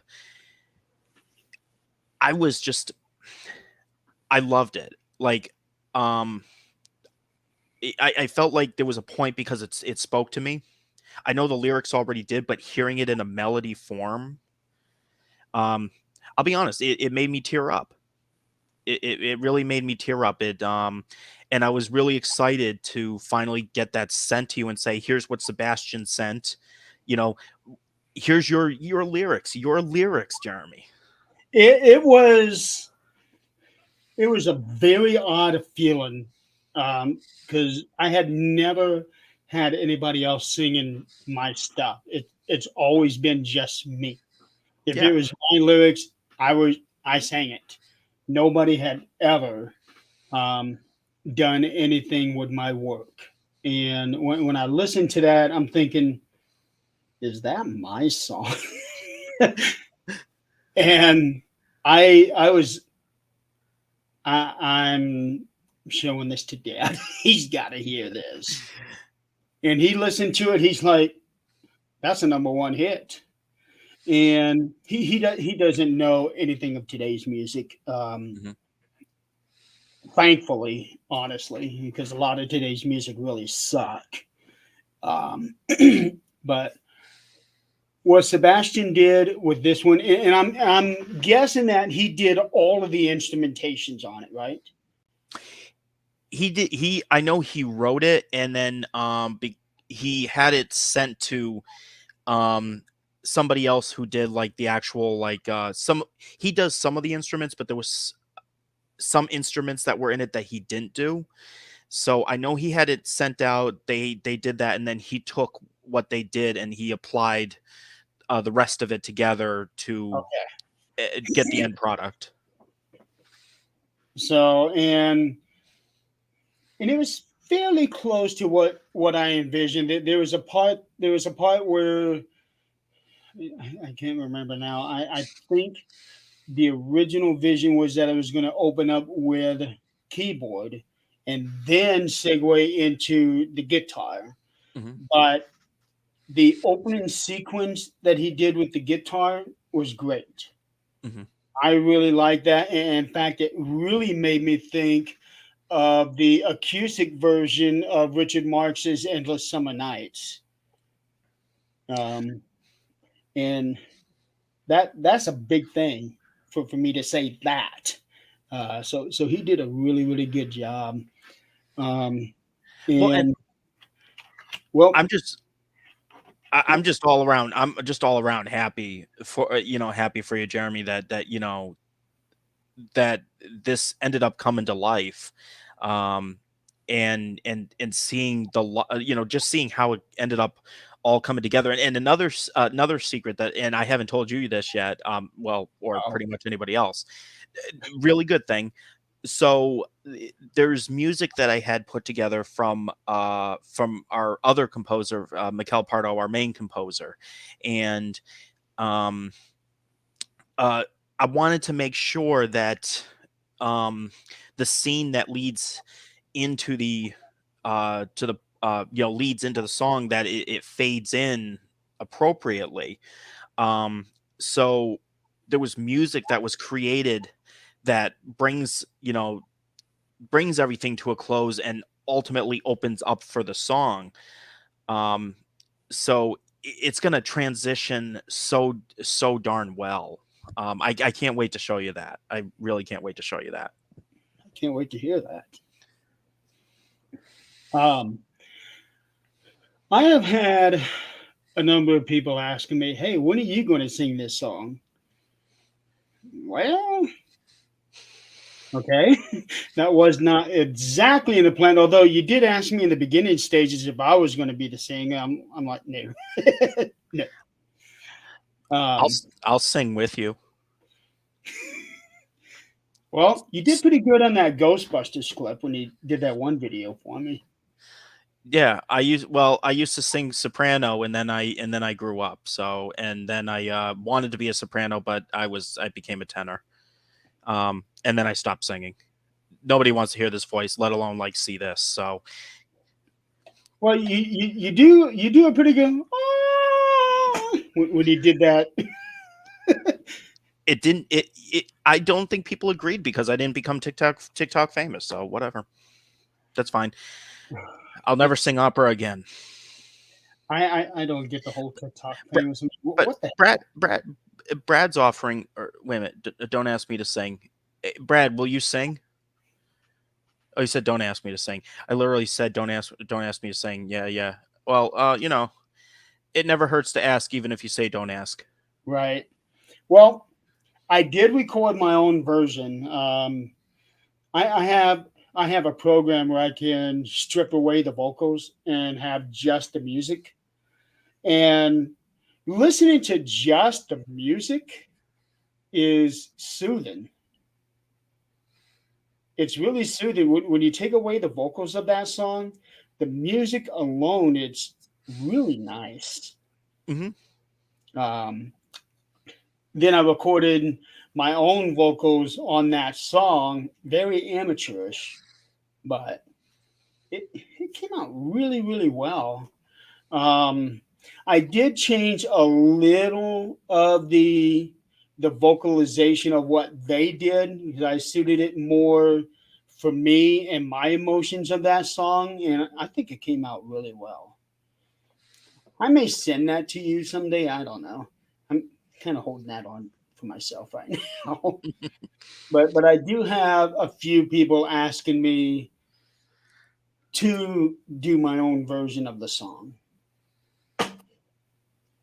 Um, Go for it. well, I got it recorded. It's not a studio recording of my vocals. I did it just here in the house. Um, so I seriously doubt that the vocal production quality would be as good, but at least you'll be able to hear it really come from me. Um, and just from a selfish point of view, because I wrote the lyrics, Sebastian only wrote the music to it. So he and Augustina, I don't think really captured the emotion as I intended it for, Hmm. even though they did a very good job. Um, there is no question in that. They did a very good job, but I put my own thing to it because it's my song, you know? Hmm. So I may put it out. I don't know. I'm not even sure how you would feel about that if I were to put out that song with my vocals on it and not theirs. I mean, it's ultimately your song at the end of the day. I mean, you wrote the lyrics, and it's not like other singers haven't sang other people's songs before. So Very true. You can write. Okay, Brett, I will do that. well, I mean, and you also got you got so yeah. Brad's asking for a song to be written. Uh, Emily says, "All Jeremy, I'll always sing your stuff if you trust me." Well, it's not a matter of trusting people to sing my own song. It Here's how I look at it.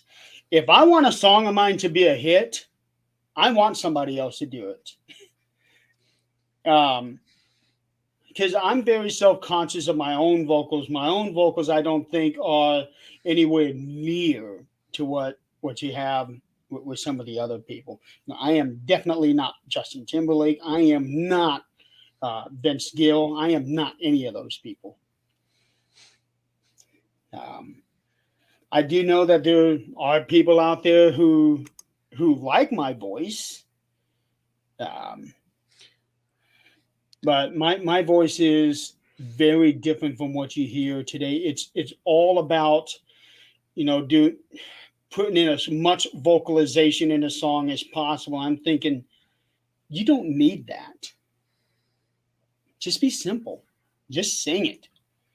Don't go all the time. You don't have to do that. That's why it drives me nuts when I listen to like some of the old boy bands from back into the late '90s. Very true, Brad. Very Hmm. true. And plus, with me being almost deaf, definitely does not help. Um, there's a lot of bands, boy bands back in the late '90s. It it was all about, they would sing more than just the lyrics, you know, and it would just drive me nuts. Just sing the damn song.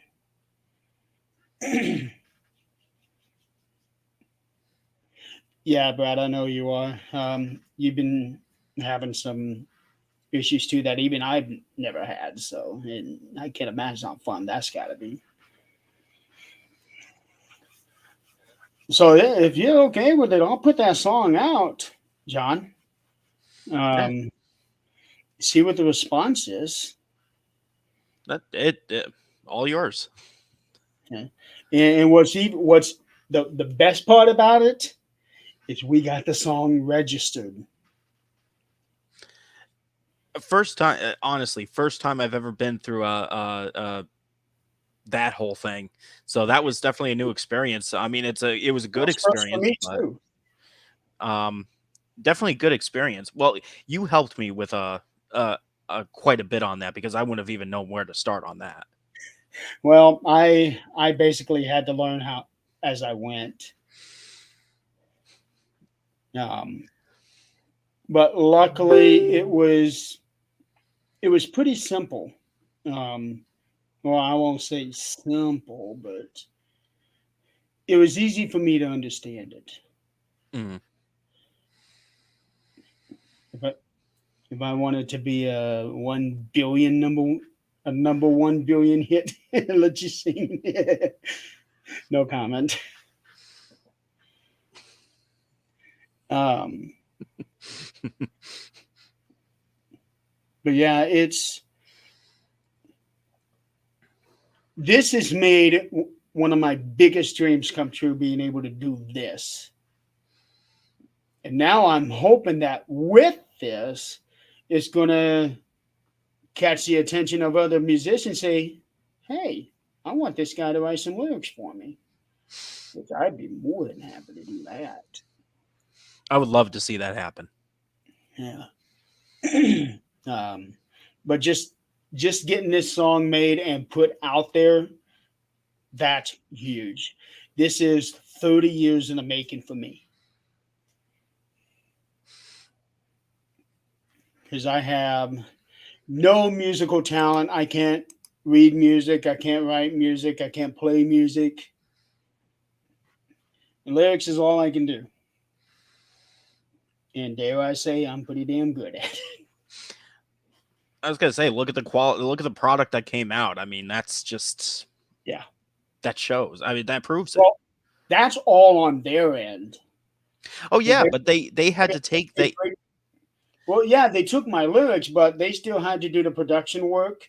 They still had to do the music part. I did but the easy part. oh yeah, but that the thing is that one of the things they had to do when I was discussing it with them was to see if the lyrics were good. Like they had to look at it and say whether they could turn it into an actual song or not. Uh, And they did message me back and said, "Oh, you know, these lyrics are really good.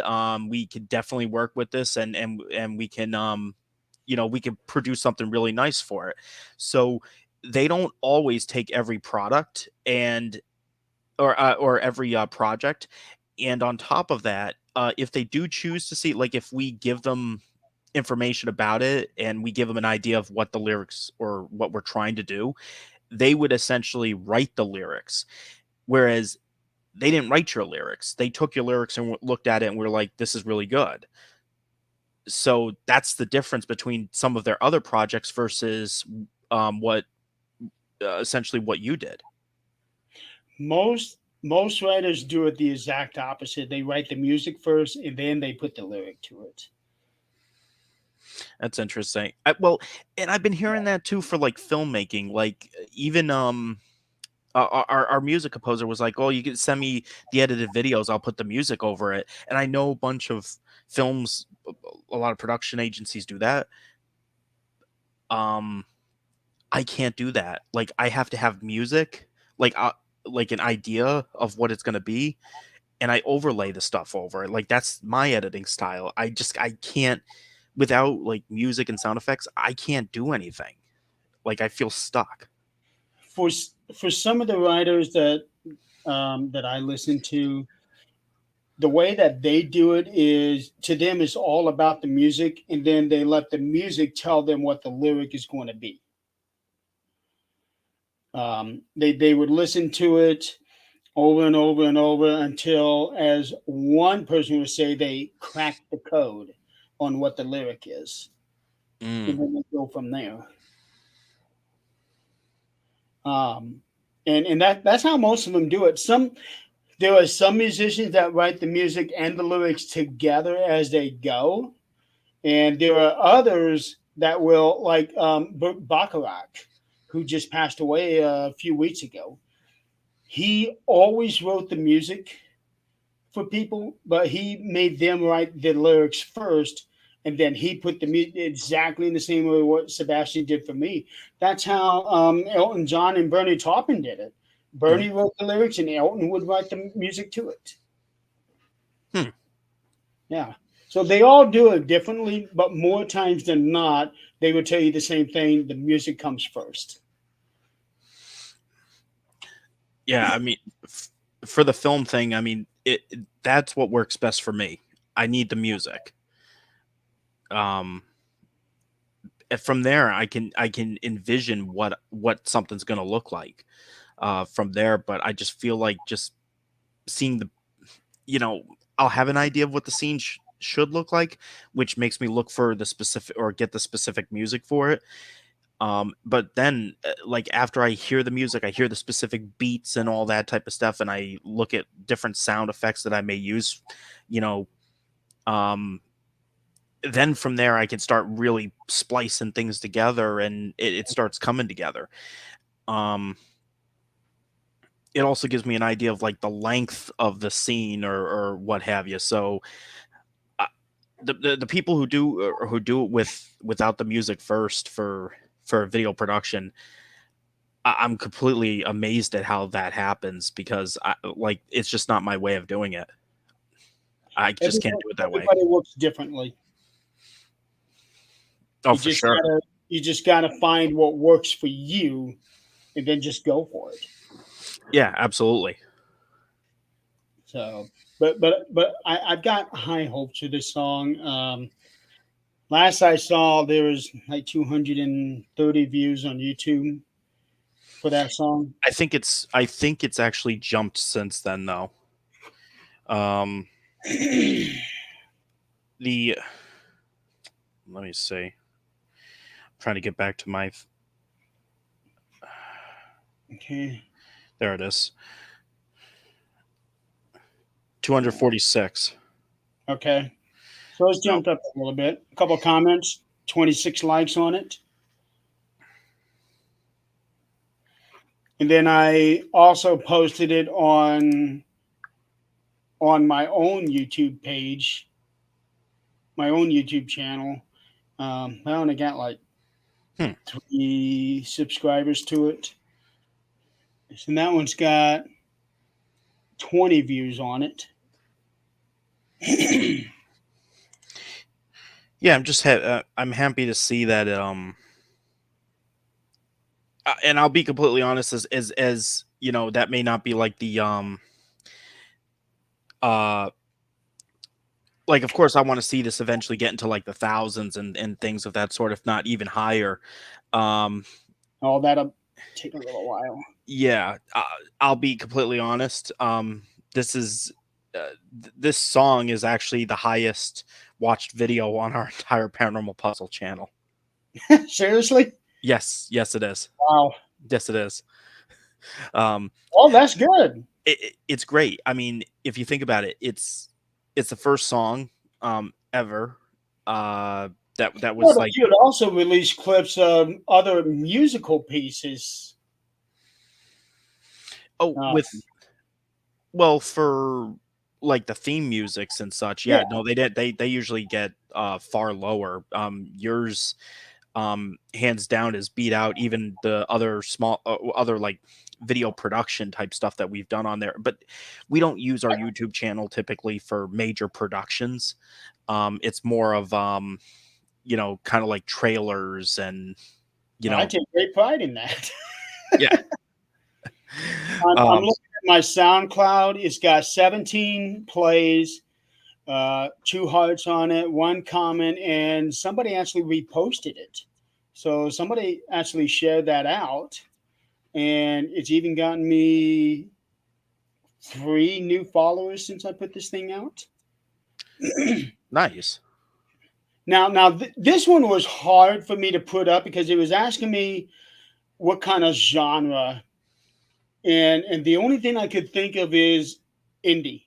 It's independent music. It doesn't really fit any kind of genre. Although I have had one person tell me that it should be released to Christian radio, and I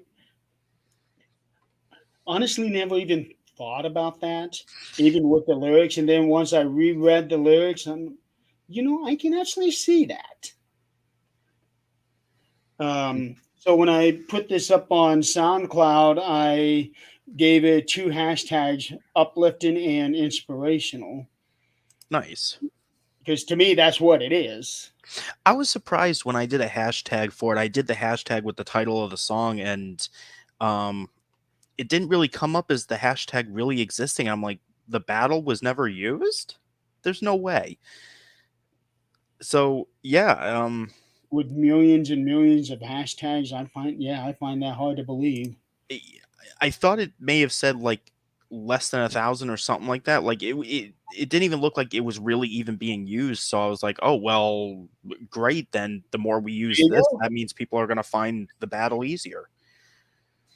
Now, coming up with the title of this thing, the battle seemed like too generic, but at the same time, I can't name it anything else. That's what the song's all about. And I, I I really enjoyed the process of actually throwing the documentary title into the lyrics. Um, I loved it. It actually it fit so well. yeah, and I was thinking, okay, I need to have a line where it's going to say nature of the spirit, but how am I going to do that? I need to have something that has puzzle in it. How am I going to do that? I'm not putting paranormal in there because that's not what this song's about. And then once I started writing, is okay. This sounds good. Yeah, this sounds good. It just kept going from there.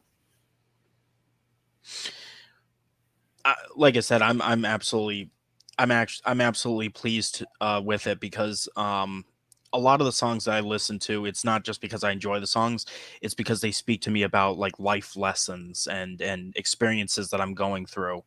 Um, I mean, you even did this that you picked out that song for Jeremy, um, for my brother for the dedication video to him. Like I think you had it within the first few days after he had passed. Um, Oh, that one. yeah, I listened to that. I listen to that song all the time now. I've never heard of it before until you did that. I listen to it all the time now, and my It was the parents, first thing that came to mind when I thought about it. It was the first thing that came to mind. I'm thinking, this is perfect. yeah, no, it was this uh so taking that present or the video presentation did with that song. I mean, my parents wanted it played at uh at his at his wake. Um I was shocked completely when you asked me if you could play that at the funeral. And really, yeah. I was not expecting that at all. No, they loved it. It was a beautiful tribute, so I put it to a longer video. I took that video and then there were other things that I added so that the video went on for I think it was like uh 5, 6, 7 minutes or something like that. Then it would like circle back, and within there was that song. So there was like an introduction, and then it rolled into your song, or the song that you picked with the presentation you put together, and then there was something else after that that was a dedication for my parents. So that was playing during the entire wake. Wow. Yeah, that was big for me. Says a lot, honestly. that you wanted to play that at his funeral, because that I was never even thinking about that one.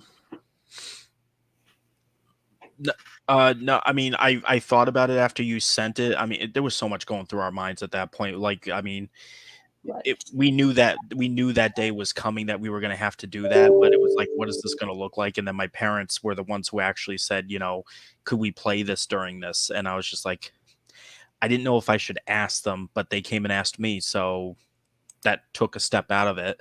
And it also just speaks to your ability to find lyrics and music that speaks to the situation and to the person. I have always felt like I have been able to do that. Um, I don't know how. It's just everything has always felt right when I would come up with something for that. Yeah, definitely, for sure. But yeah, I am extremely excited about it, and I guess tomorrow I'll go ahead and put my own version up on YouTube and SoundCloud and see what happens. Well, let's see. Yeah, Um, like I said, the vocal production is not anywhere near as on par as it was Sebastian and Augustina did. So bear me that. Um, but but it's something you're proud of. You wrote these lyrics. There's music that's now there, and you get to. It's something that's yours. when I was singing it, I had chills going down my spine. I was listening to the music and I'm singing it and I had chills going down my spine. I'm thinking, oh shit. So it it to me is a pretty powerful lyric. I'm extremely proud of it. Like I said, my intention was to write 100% about your brother. But as I started writing about it, I was like, there's a lot of John in this. There's a lot of me in this. So, and after writing it, I'm thinking, this isn't everybody's song. Yeah. So, No, I all right. definitely I definitely agreed. When I read the lyrics, I was just like, I looked at it and I said, there's a bunch of team members that I know personally that can relate to the song, including Katie. So it's that's all I can really say to that, is just it just um yeah, it spoke to me, but just knowing, with me being as close to my team as I am, with, you know, we, when we hang out and we talk about different life situations and such, when I read it, I was just like, oh, this is going to speak to them as well. And as a writer, that is my goal. I even made a post about it. My goal is to be able to write something, even though as a writer, I write selfishly, but I know it's going to be in a way that other people are going to relate to. Yeah.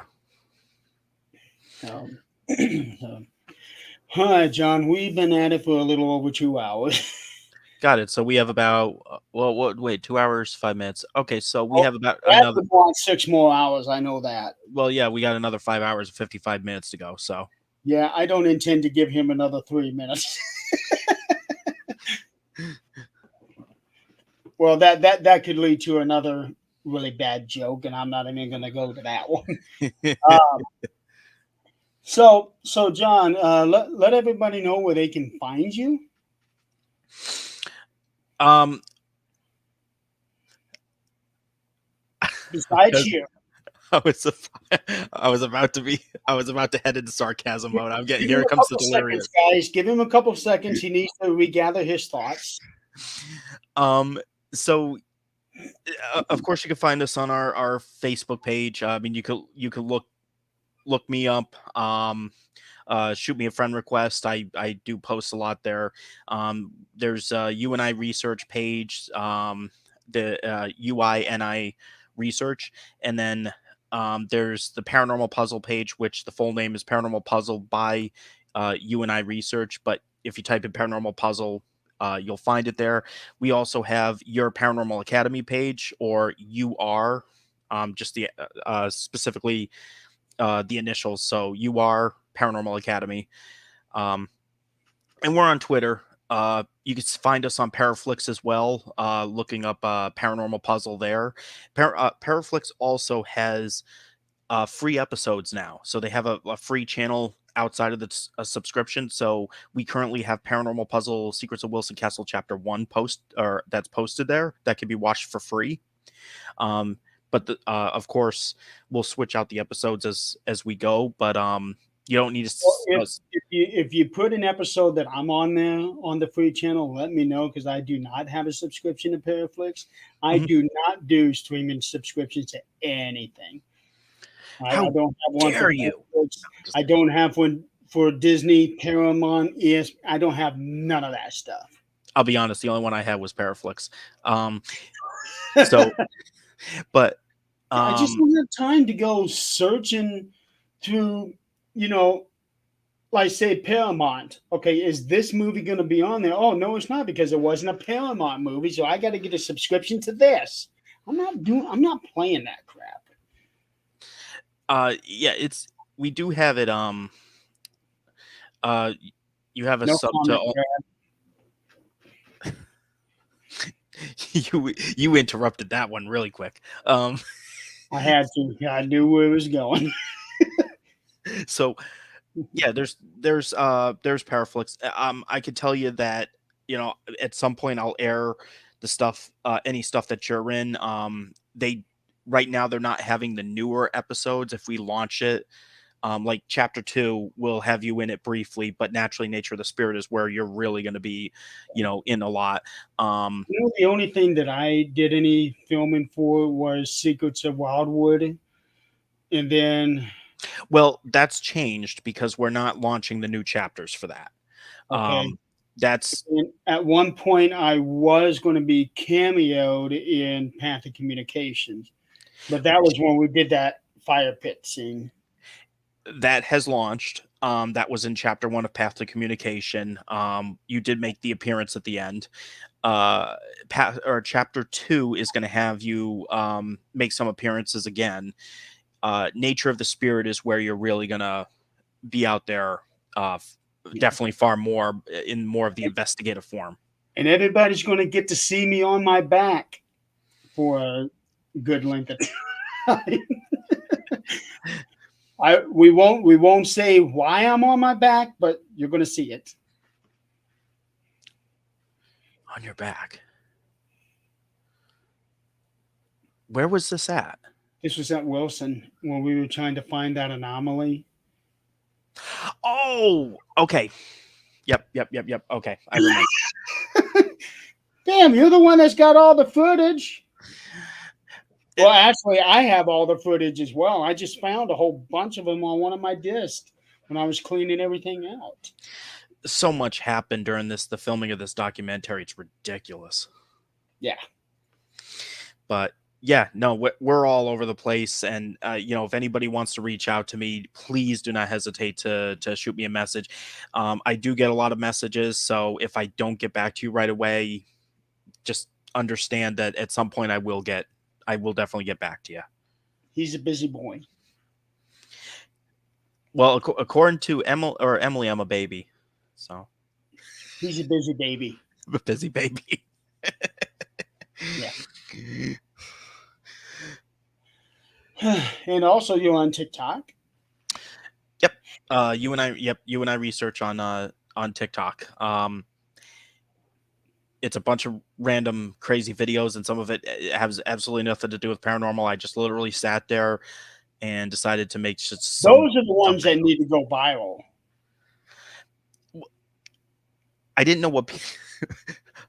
It's funny because I think Emily said something earlier. There was a song I think she listed. I feel like somebody's watching me, and I used that song for one of the videos. Had nothing to do with the paranormal. I was just kind of giving a look like I'm being watched, and then I showed what was watching me. It was just a camera sitting there, and then I just started screaming. It's Oh just yeah, when she said that I was. Oh yeah, okay. I got the feeling somebody's watching me '80s music. yeah, She's talking about the Maxwell song that's got Michael Jackson in it. yeah. No, So, I used that for one of the TikTok videos for one that had nothing to do with paranormal at all. It's I had just gotten done filming something, um, and I just decided to film that for no reason. remember when we did that little blooper of me sticking my head out of the window at Wildwood? Oh, the was it the picture? Well, it was a picture, but I think you guys also got that on video too. I do recall it. Yeah, and then Lucy came out. Oh yeah. That's where you need to have somebody that's watching me playing on that one. Oh man, I completely forgot about that until just now. That was a funny moment. Yeah. You had your weird face going on too, just kind of like, I think you were like you had some like I think it was some massive grin on your face. I'm trying to remember. I know I got the picture somewhere. And no, you were filming. You were filming it because I was trying to mess you up. I was trying to mess you up because we were doing a little thing outside. So I went in and I did that. And Katie was standing right next to you, so she was laughing. But it was when I brought Lucy out, that was when she almost fell to the ground. I remember that now. I should have had like a drone or something like that, like just do like all these serious, really nice drone shots, and then you just randomly appear in one of the windows just with a grin and slowly bringing up Lucy. See if anybody notices. I forgot all about that. You gotta do something with that clip. So anyway, yeah, we've been at it for 2 hours, 13 minutes. Brad, you did get your other 5 minutes that you were asking for, not 5 hours. You're Uh, welcome, Brad. yeah. So, John, thank you so much for being on the show. Always a pleasure to have you, especially on the 13th dimension. This is like your 20th appearance on this show now. Uh, Seems- I love it. I um love talking with you. It's like we've been friends forever. It feels like just meeting an old friend. or haven't we? You would think. Well, you would think it just hasn't. I've so many people that I've met over the years, including you, that it's just like, why haven't I met you guys earlier? Like, Right. why now? Like, you know, Well, it's all a part. Let's say this is the Dark Tower universe that we all live in, and when we all meet, that is from book two, the drawing of the three, where you pick your compadres mm, and you go on that adventure. That's how I see it.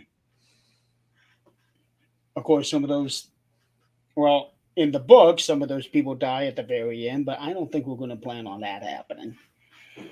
But at the same time, when Roland gets to the Dark Tower, he goes inside and then he goes out another door and he's all the way back in the beginning in one big time loop. I don't want to go through that. no, So, all right. Well, John, thank you again. It's been a fun show. I did not think we were actually going to go 2 hours, but we did.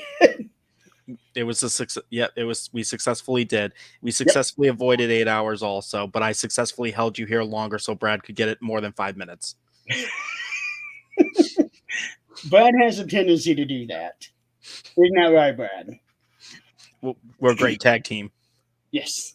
So, 13th Dimension, I'm not going to be back next week. I don't know when the next episode of 13th Dimension is just going to be, when it feels right, basically. When I get the right people for the right topic.